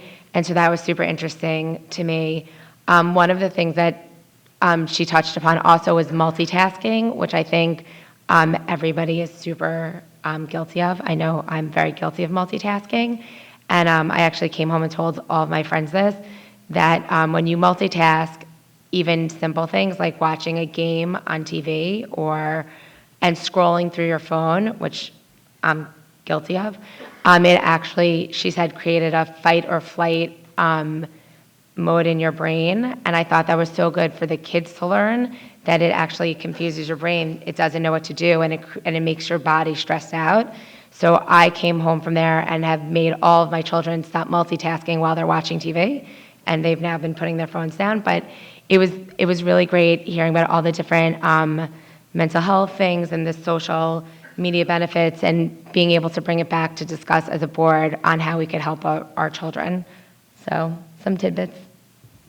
Thank you, Ms. Falco. Mr. Rotolo, would you like to speak about the accommodation, please? Sure. So one of the breakout sessions that I attended was Colmac High School gave, they have like a school within a school, and this concept was basically creating specialized programs from academics within like the larger school framework, where children, our students, really had an option to like try out a career and a pathway. So they basically had broken out into these 5 schools like STEM and law. And one of the things was, okay, maybe you're interested in law. Well, they actually built a mock courtroom in their school, so they would actually have kids, maybe in 11th grade, saying, oh, I'd like to see how it is to be a judge. I'd like to see how it is to be a lawyer. But maybe if you did that and then didn't like it, then you could try something else, but at least you kind of test drove it. And this was also accompanied by internships, job shadowing. They also, and SIASA provides some of this stuff too, college preparatory. One of the things that they did is they almost branded each of the schools, so it was almost like a competition between like the STEM school and the legal school and the finance school all within the school. So I thought it was very creative, and they actually had the students come and speak. So just listening to the students and kind of how their thought process was, because like one child said, oh, I really wanted to go into medicine, and I did like an internship, then I realized, you know what, maybe I want to go into finance. So it kind of gave the students kind of hands-on experience and actually see what the job entailed, and if they liked it, if there was something they wanted to basically proceed. They also had a full financial trading room at the school, so stuff that I've seen in college where students are actually doing what you would do at work, and they meet in conference rooms. I just wanted to add some stuff too. With AI was a big thing there, and they kind of had it broken up between like how the teachers and the school would use it, and how the students also. So a lot of the stuff was really personalized learning, like individual tutoring. Also, one of the things was to basically be able to make a lesson plan kind of tailored to each of the students, especially students that had IEPs. It was amazing, like how quickly they did some demonstrations, how quickly they could actually come up with a plan, where I know would take teachers a lot of time. Plus, there was like real-time feedback. One of the interesting things, just listening to the students, was some of the students were hesitant to ask the teacher a question, but they weren't hesitant to ask the AI a question. So just a lot of little things when you saw it real time, which was really amazing. And then the collaboration between faculty just seemed to make things go really quick and really efficient. So.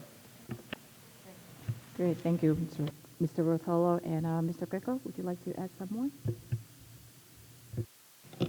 Why not? So the best part for me is talking to other trustees around the state and school attorneys. And Ms. Falco made the point that it's interesting to hear their concerns, but it's also really interesting to hear about how they operate generally.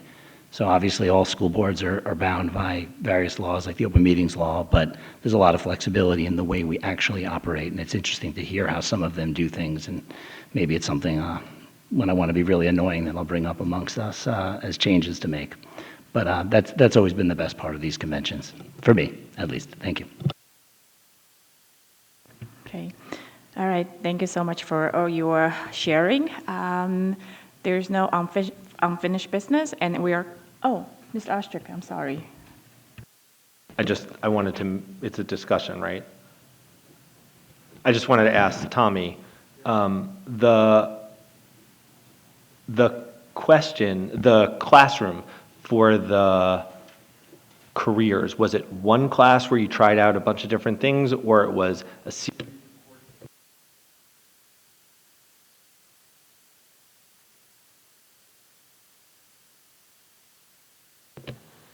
So I think how they kind of had it set up was that depending on which grade you were in, so let's say in 11th grade, if you showed interest and said, I want to be an attorney, then you would be able to take those classes almost like electives towards towards, let's say, your major, or again, to try them out. But they also had a lot of community internships and like shadowing. So they'd say, okay, and I know we've done it here at the school where we had like, I think it was our high school, right, that worked with our architects.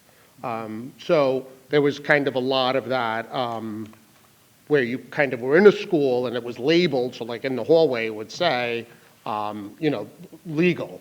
But then you had a choice, let's say in 10th or 11th grade, to take some of those classes. And then if you didn't like it, you could change. I think they were trying to give you like 2 bites at the apple. Right? You were there, right? Dave was there, yeah. So, my mistake.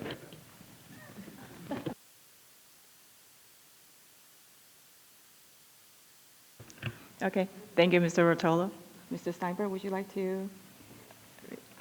No. I'm trying. No, I think you summarized it very nicely, what you saw in that district.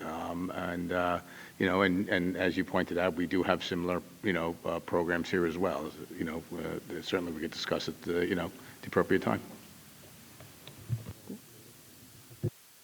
I just thought it was interesting if there was like a survey approach where it's like, part of the semester you try this, part of the semester you try this, as opposed to sort of forming that and then going down the line and then changing, as opposed to getting exposure to a couple of different survey opportunities, then from there you sort of branch out. It's just something to think about.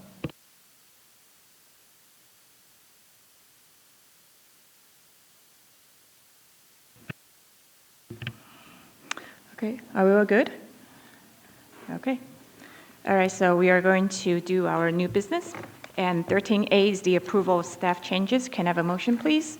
Mr. Greco, seconded by Ms. Levitan. Are there any questions? All in favor? Opposed? Any abstentions? 13B is the approval of stipends and hourly rates 2024-2025. Can I have a motion, please? Mr. Rotolo, seconded by Dr. Park. Are there any questions? All in favor? Opposed? Any abstentions? 13C is the approval of unaligned staff employment agreement 2024-2025. Can I have a motion, please? Mr. Greco, seconded by Ms. Falkov. Are there any questions? All in favor? Opposed? Any abstentions? 13D is the appointment of tenure. Can I have a motion, please? Mr. Rotolo, seconded by Ms. Koshia. Are there any questions? All in favor? Opposed? Any abstentions? Congratulations and welcome to. Thank you.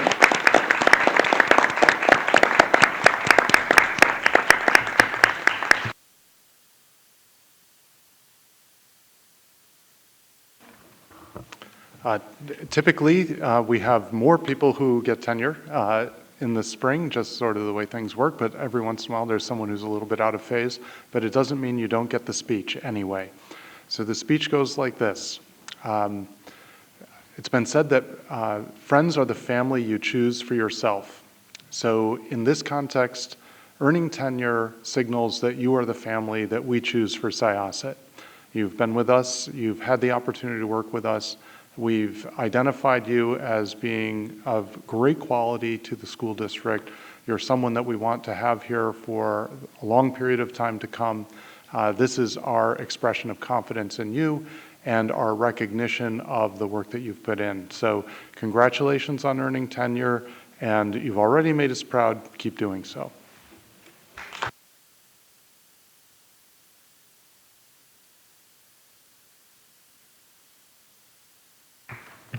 Okay. 14 is the 14A is the approval of revised policy 5300, code of conduct, character, and support. Can I have a motion, please? Mr. Greco, seconded by Ms. Levitan. Are there any questions?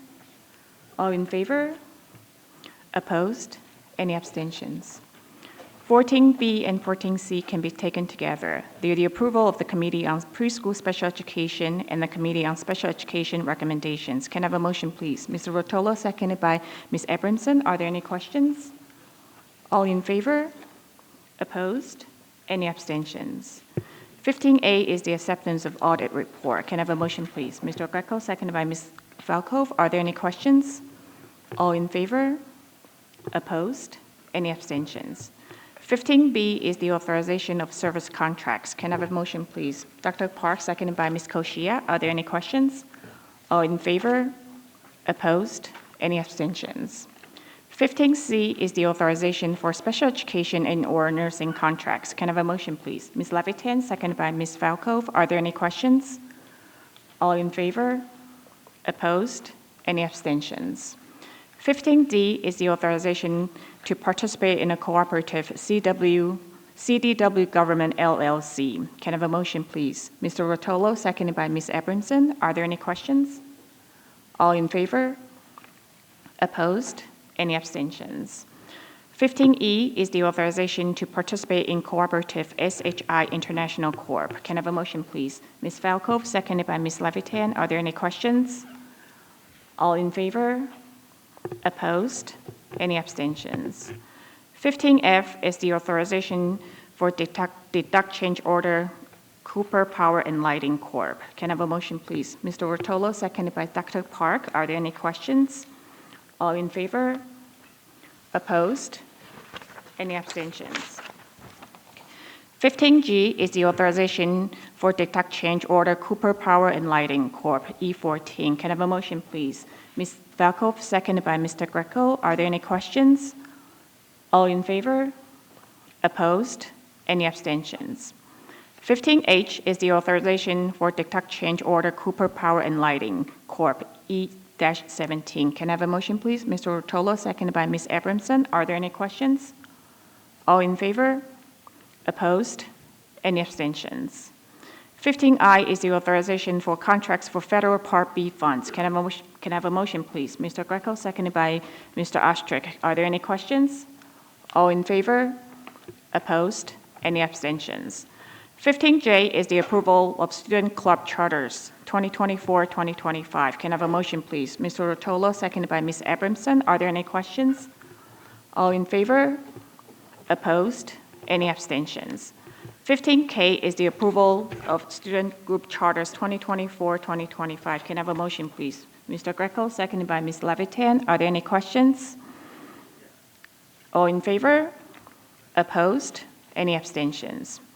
15L is the adoption of grants. Can I have a motion, please? Mr. Rotolo, seconded by Ms. Koshia. Are there any questions? All in favor? Opposed? Any abstentions? And then we are going to move to audience to the public. And please just bear with me. I would have to read the procedures to the public. Okay. The SIASET board welcome attendance at Board of Education meetings. The board business meeting will be live streamed and recorded. A link to access the live stream is available on the district website at the following. And the board values community input and provides opportunities to offer that input via email or in person. Persons who wish to speak during audience to the public must register online to speak in advance of the meeting by 5 p.m. the day of the board meeting. A link to the pre-registration form will be made available on the homepage on the district website 1 week before the meeting. Persons wishing to address the board in person during audience to the public must conform to procedures adopted by the board. Speakers' remarks must conform to the following rules. 1, all speakers and observers are required to conduct themselves in a respectful and civil manner in accordance with the rules set by the board. 2, speakers must address the board only, not members of the audience or the audience as a whole. 3, speakers must limit their comments to issues concerning the school district operations, school district affairs, or board policy. 4, because of rights protected by state and federal law, no speaker may speak about an individual student or staff member, nor will the board or administration entertain questions in public regarding collective bargaining, negotiations, personnel matters, student matters, or legal matters.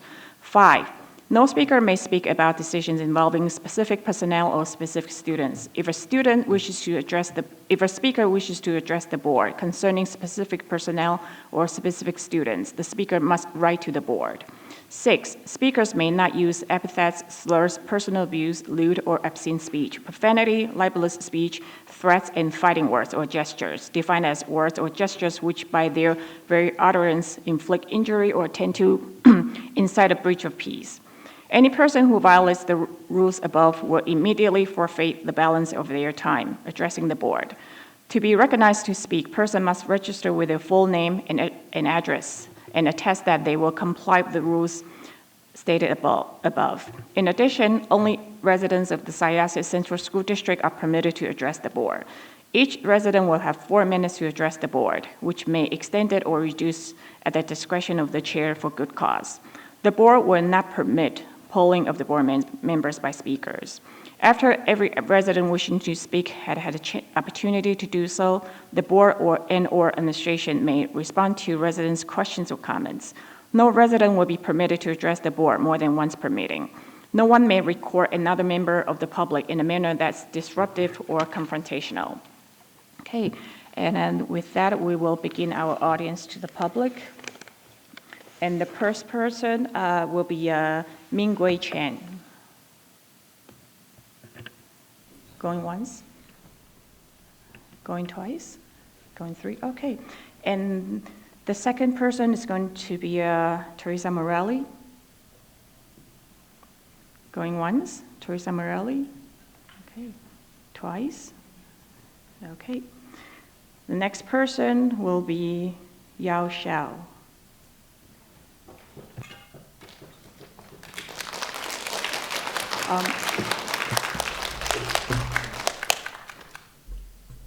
Hello. Okay. Can I begin? Okay. First, I want to thank you, BOE, for addressing parents' concern on regionalization plan and Dr. Rogers' commitment to fight for any attempt to undermine the local control of our school district. That's really good. However, I want to remind everyone, including the board member and the audience, the website of the NYSED regionalization web page was being massively changed between October 27 and October 31 to hide their with softer language and hide their intention. Just in last week, yeah, basically. First of all, the whole section of the reorganization was being removed. They do say regionalization is not reorganization, but they also encourage school district reorganization during the conversation in the face of the regionalization. I have the screenshot here, okay. Second, they also changed the language, like say NYSED is requiring all component district, and this was changed to all component district are working together. What that mean? Okay, they just removed the requiring. And also, I'm glad that there's a new development in this meeting. Both board member and the superintendent just realized that this regionalization plan has some improvement, need some improvement, like the term comparing. What I want to say is, according to the planning process in the website, and the state register of the September 25, section 123-2.4. In both parts, the whole plan, the execution of the plan, have no option provided for local school district at all. The procedure of the making plan is mandatory for every school district except Big 5. The plan must meet certain criteria, which you guys already realized. NYSED can force school districts to address feedback from NYSED until they are satisfied. The whole procedure will continue until the exact term is such a review cycle will continue until the plan was being approved by department. So just from the email I received from Dr. Roger in last week several ago to clarify about the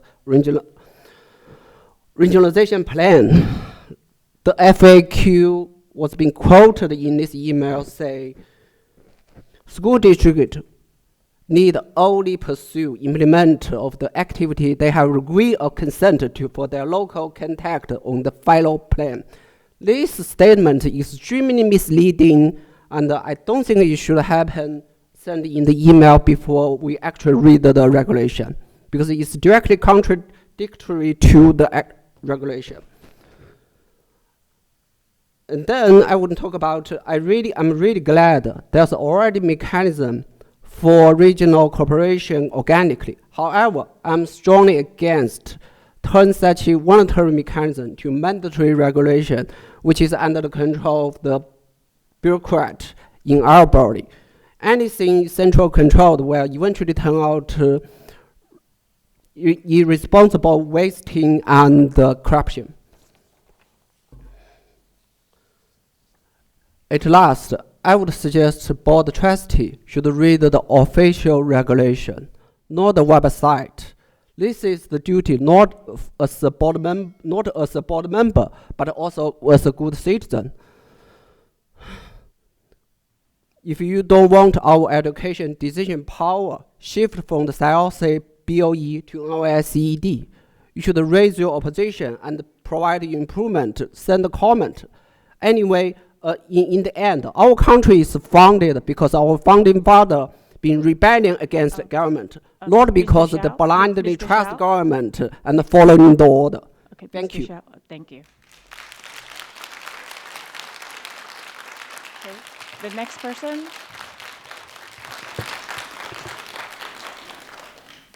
The next person is going to be Yaroslav Pokrika. Going once, going twice.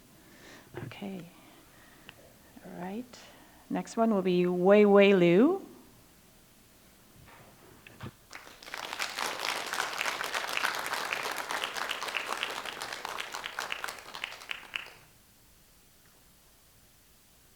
Which one? This one? Okay. Good evening, BOE member and all the residents of the site. I coming to personally oppose the regionalization plan of the New York State Department of Education. Next, I will use our plan to replace the above. First of all, this plan was once tried in Queens, New York City, and the result was terrible. I'm retelling the description of a parent who once lived in Queens. In addition, I found our plan mentioned advanced course, shared staff, and other related operations in the plan's PPT. Will this plan improve or reduce the quality and the standard of education in our area?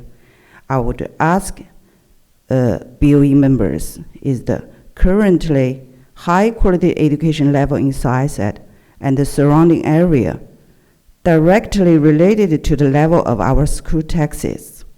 The reason why we have those results and have after-school clubs and the advanced course is because of the economic foundation. I think the official of the New York State Department of Education knows better than me. If we can have extra results to share with under-resourced area, does it mean that our school taxes are a bit too much? The school district should seriously consider reducing tax rate and taxes. In addition, do our plan include the workload of teacher? Is there an increased workload and work intensity of teachers so that the salary of the teacher need to be increased, which is invisibly converted into our tax and fee to be shared by our parents? I hope that our plan originated from the PPT and end with the PPT, so that our plan initiated can have a fantasy-like pleasure. By the way, the New York State government has spent a lot of money and resources on illegal immigrants, but has never sort of invested a high proportion of funds in our tens of thousands of elementary, middle, and high schools. Students this officially and the government be shouldn't these officials and the government being held accountable? Water can carry a boat, but it can also overturn it. Dear BOD member, we elected you because we believe that you representative our interest and do not sit on the stage in other ways that may sacrifice the quality of our education and results in our region. Besides, our plan also, I'm wondering how the school plan to resolve health effective from the consequence of others who vape and smoke. Thank you, all of yours, listening to my speech.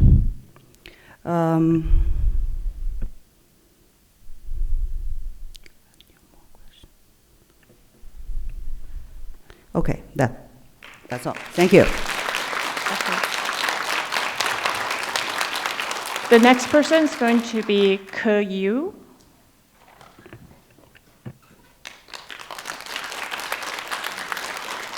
Good evening.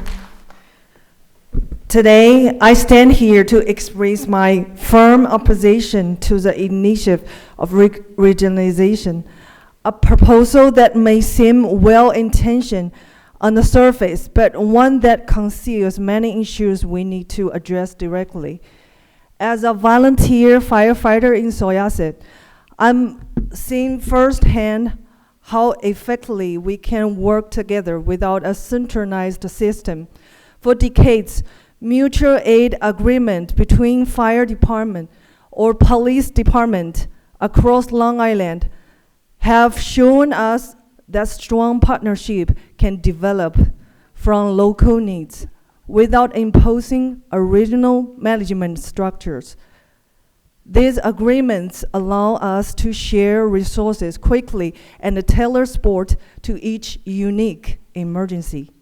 Beyond emergency response, the same principle applies to education.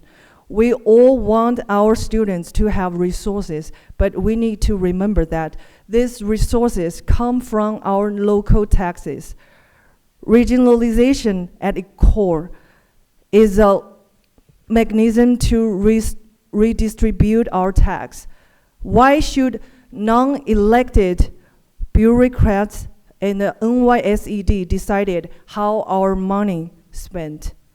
Lastly, regionalization threatened the autonomy and the innovative capacity of our schools. Education should be adaptable, responsive to the evolving needs of students. By limiting schools' autonomy, regionalization could stifle the flexibility and the responsiveness essential for meaningful education. This affects not only teachers who need the freedom to tailor their instruction, but also students who benefit from personalized learning experience designed around their unique needs. In conclusion, I firmly oppose the initiative of regionalization. Its vague process of improvement are hard to trust, and the redistribution of our local tax only complicates matters further. Instead, we should advocate for localized educational policies that empower each school and community to make the best use of its resource and strive for true education equity.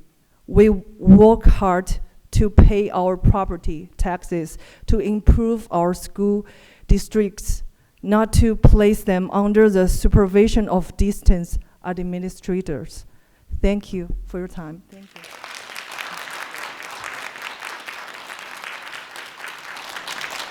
Okay, the next person is going to be Yuke 43. Okay, all right. And, right, so we're going to move on to the next person. That's going to be Ying Zhen Zhang.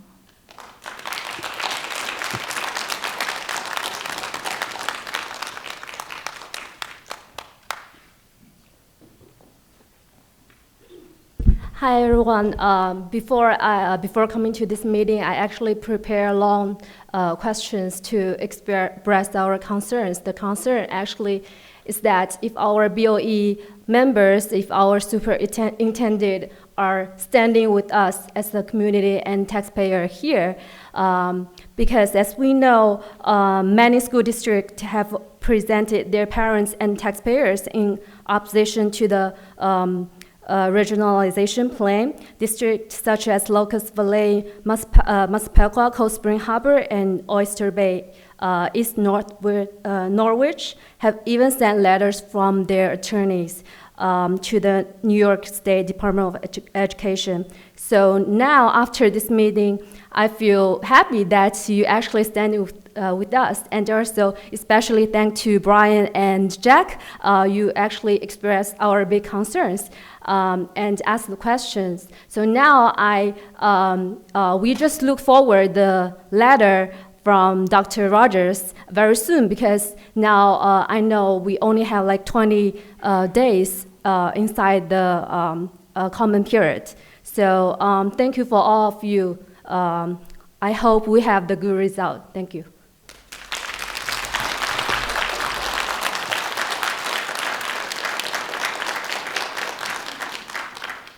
Okay, the next person is going to be Ching-Yi Lam.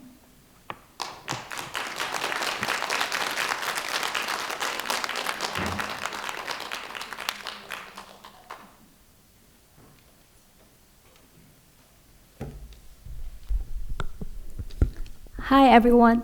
Thank you for the opportunity for me to speak here.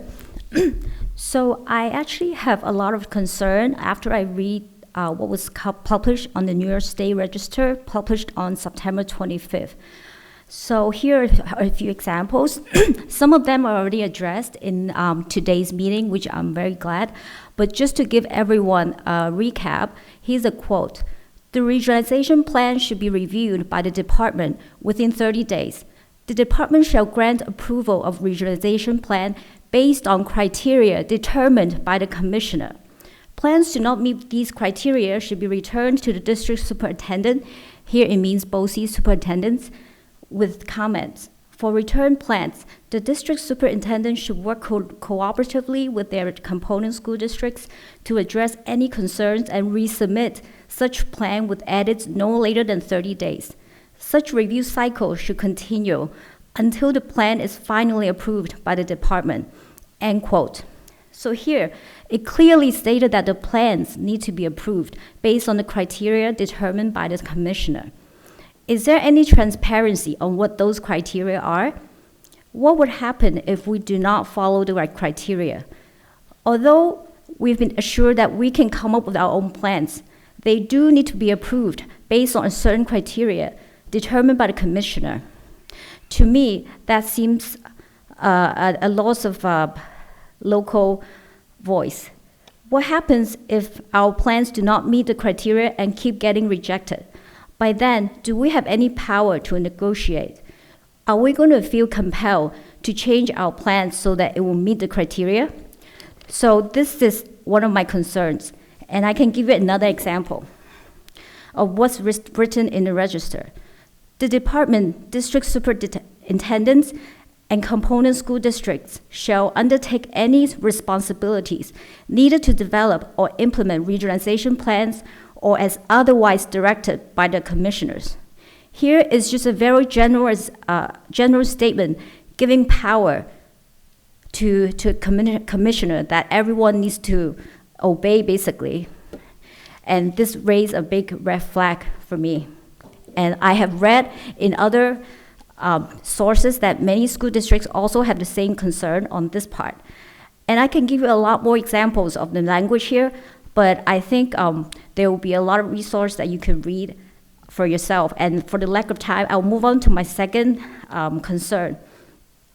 In a letter that was addressed to the Syosset community last Friday, it was stated that it is my hope that they will make amendments to the language that will make it more clearly consistent with what they've posted on the website.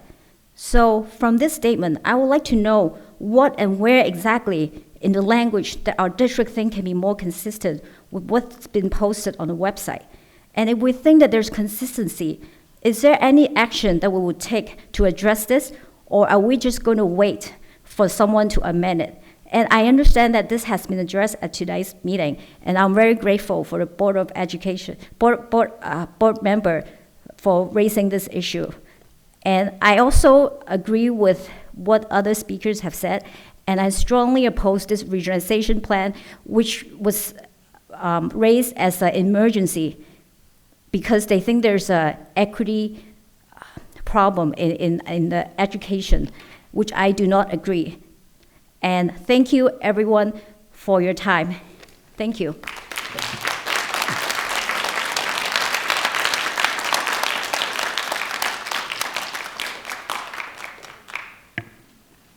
Okay. The next speaker is going to be Jing Zhao. Going once, Jing Zhao.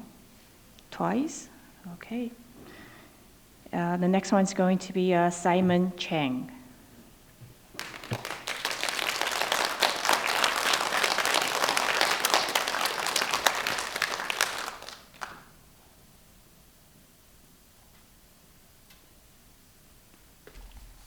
Committee members, Dr. Rogers, thank you for your time today to address our concern. Again, I would like to express my very, very deep concern on this regionalization plan. So I think, first of all, let me thank Dr. Rogers for his education on the state constitution, law, and also the regulations. So it is very informative and enlightening. Unfortunately, I'm just a layman without all these legal training, especially in educational laws. What I can use to understand the matter here is just common sense. And the first common sense question that comes to me as a citizen, as a resident, and as a parent in this local committee is that, why is this put forward as an emergency regulations? What emergencies are we seeing here? As a matter of fact, so for most of our understanding, when we want to put forward a proposal or any formally regulations policy, we go through a series of policy formulation procedures. We formulate the policies, we go through consultations, we then ask the stakeholders for comments, and then we put it forward. But in this case, we see none of those. What we see is that a regulation being put forward in the New York State Register at a corner of it, out of nowhere, nobody noticed, nobody talked about it, no consultation, no talking at all. It almost happened to us that it looks like a sneak attack. This is against the procedural justice, and I don't think this is not the right way to do so.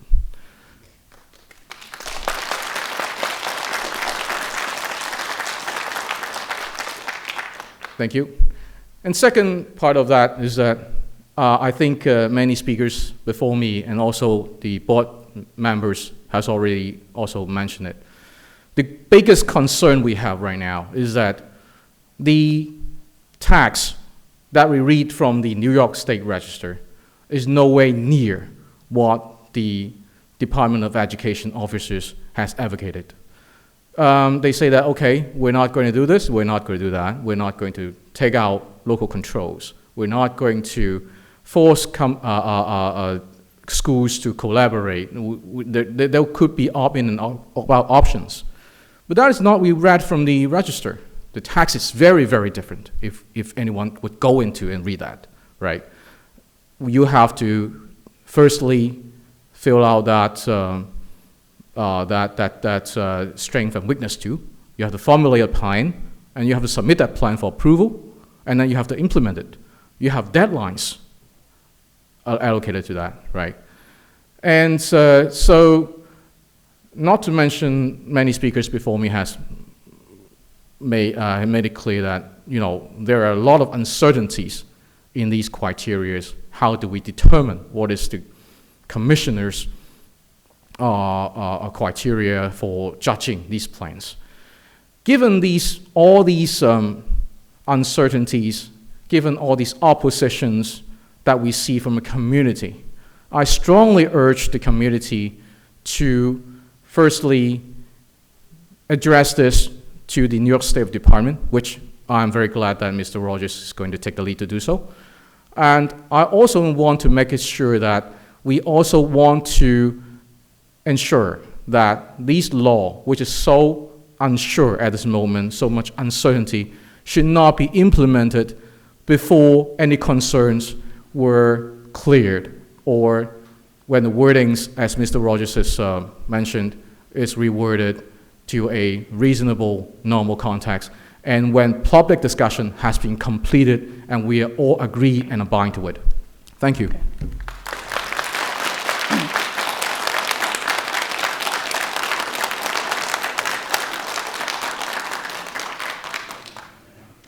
Okay, this closes the audience to the public, and I just want to share a few words that all of the board members sitting up here were community members too, were taxpayers too in Syosset, and we share your concerns and we understand where everyone's coming from, and that's why we are asking Dr. Rogers to send a letter to State Ed, and as soon as that's being sent, we'll share a copy with the community.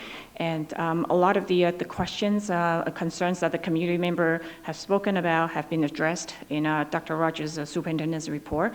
And I don't know if Dr. Rogers, would you like to add more to any of the questions? No, I'll just say I appreciate the level of engagement that everyone has. I actually took notes from some of the remarks that folks made because I think they will be useful to weave into the letter that I prepare for the board. I do think that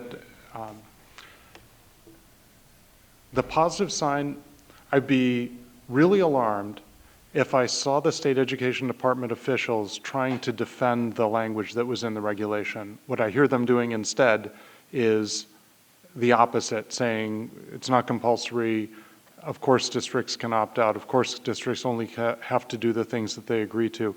So if their rhetoric was to change at all, so if they're changing their website to be more consistent with what they're saying, I see that as a good sign. It sounds to me like they're being responsive to all the things that we've been saying. If they change at all, that will certainly get my attention. I do think that they have done a poor job of making the case for why they needed to do this through the emergency regulatory process. And you know, I appreciate the comments that folks have made on that. And I do think that, and it was in my presentation, there is a great deal of detail about the cycle time for how to approve plans in 30 days and then try to approve it again without any detail on the criteria, and to me that sort of seems backwards. So without being, I'll find a way to phrase that is respectful, but points to the fact that it is probably backwards in terms of how the state has put that together. So I do appreciate this. It does seem like everyone's interests are aligned. I think the list of things that I wrote in the letter that would be our red lines remain consistent after this conversation. No transfer of resources outside of the district, no compulsion to do things that are against our own interests, no loss of local authority or local control, no compulsion from the district superintendent or the commissioner. I think we're exactly on point with all of that. The State Education Department needs to flesh out a lot more what they think, as several of the speakers said, if only to be a nod to transparency so folks know exactly what it is that they anticipate would be a good plan. And again, as I said before, I'm always happy to talk with neighbors. I actually like the example that was given of the mutual aid agreements between various fire departments, various police departments. In some ways, that's a lot of how it works with school districts right now. We have, we call them intermunicipal agreements, IMAs, but that's how we do agreements between school districts, or we do them through BOCES. And the advantage of doing them through BOCES is the state actually incentivizes that by giving us money. So again, I think we should always be on the lookout for ways that we can do things cooperatively so that we do them better or so that we save the public money. But I agree with the speakers who say that we should do only those things that are in our interests, and we shouldn't be compelled to do things that are not. Thank you, Dr. Rogers. And then if any members of the community will still have has questions, please send them to the board, and you can reach us at allboardmembers@sayasischools.org. Okay, and this is going to conclude our November Board of Education meeting adjourned. And our next meeting is going to take place on Monday, December 9th, 2024. Thank you.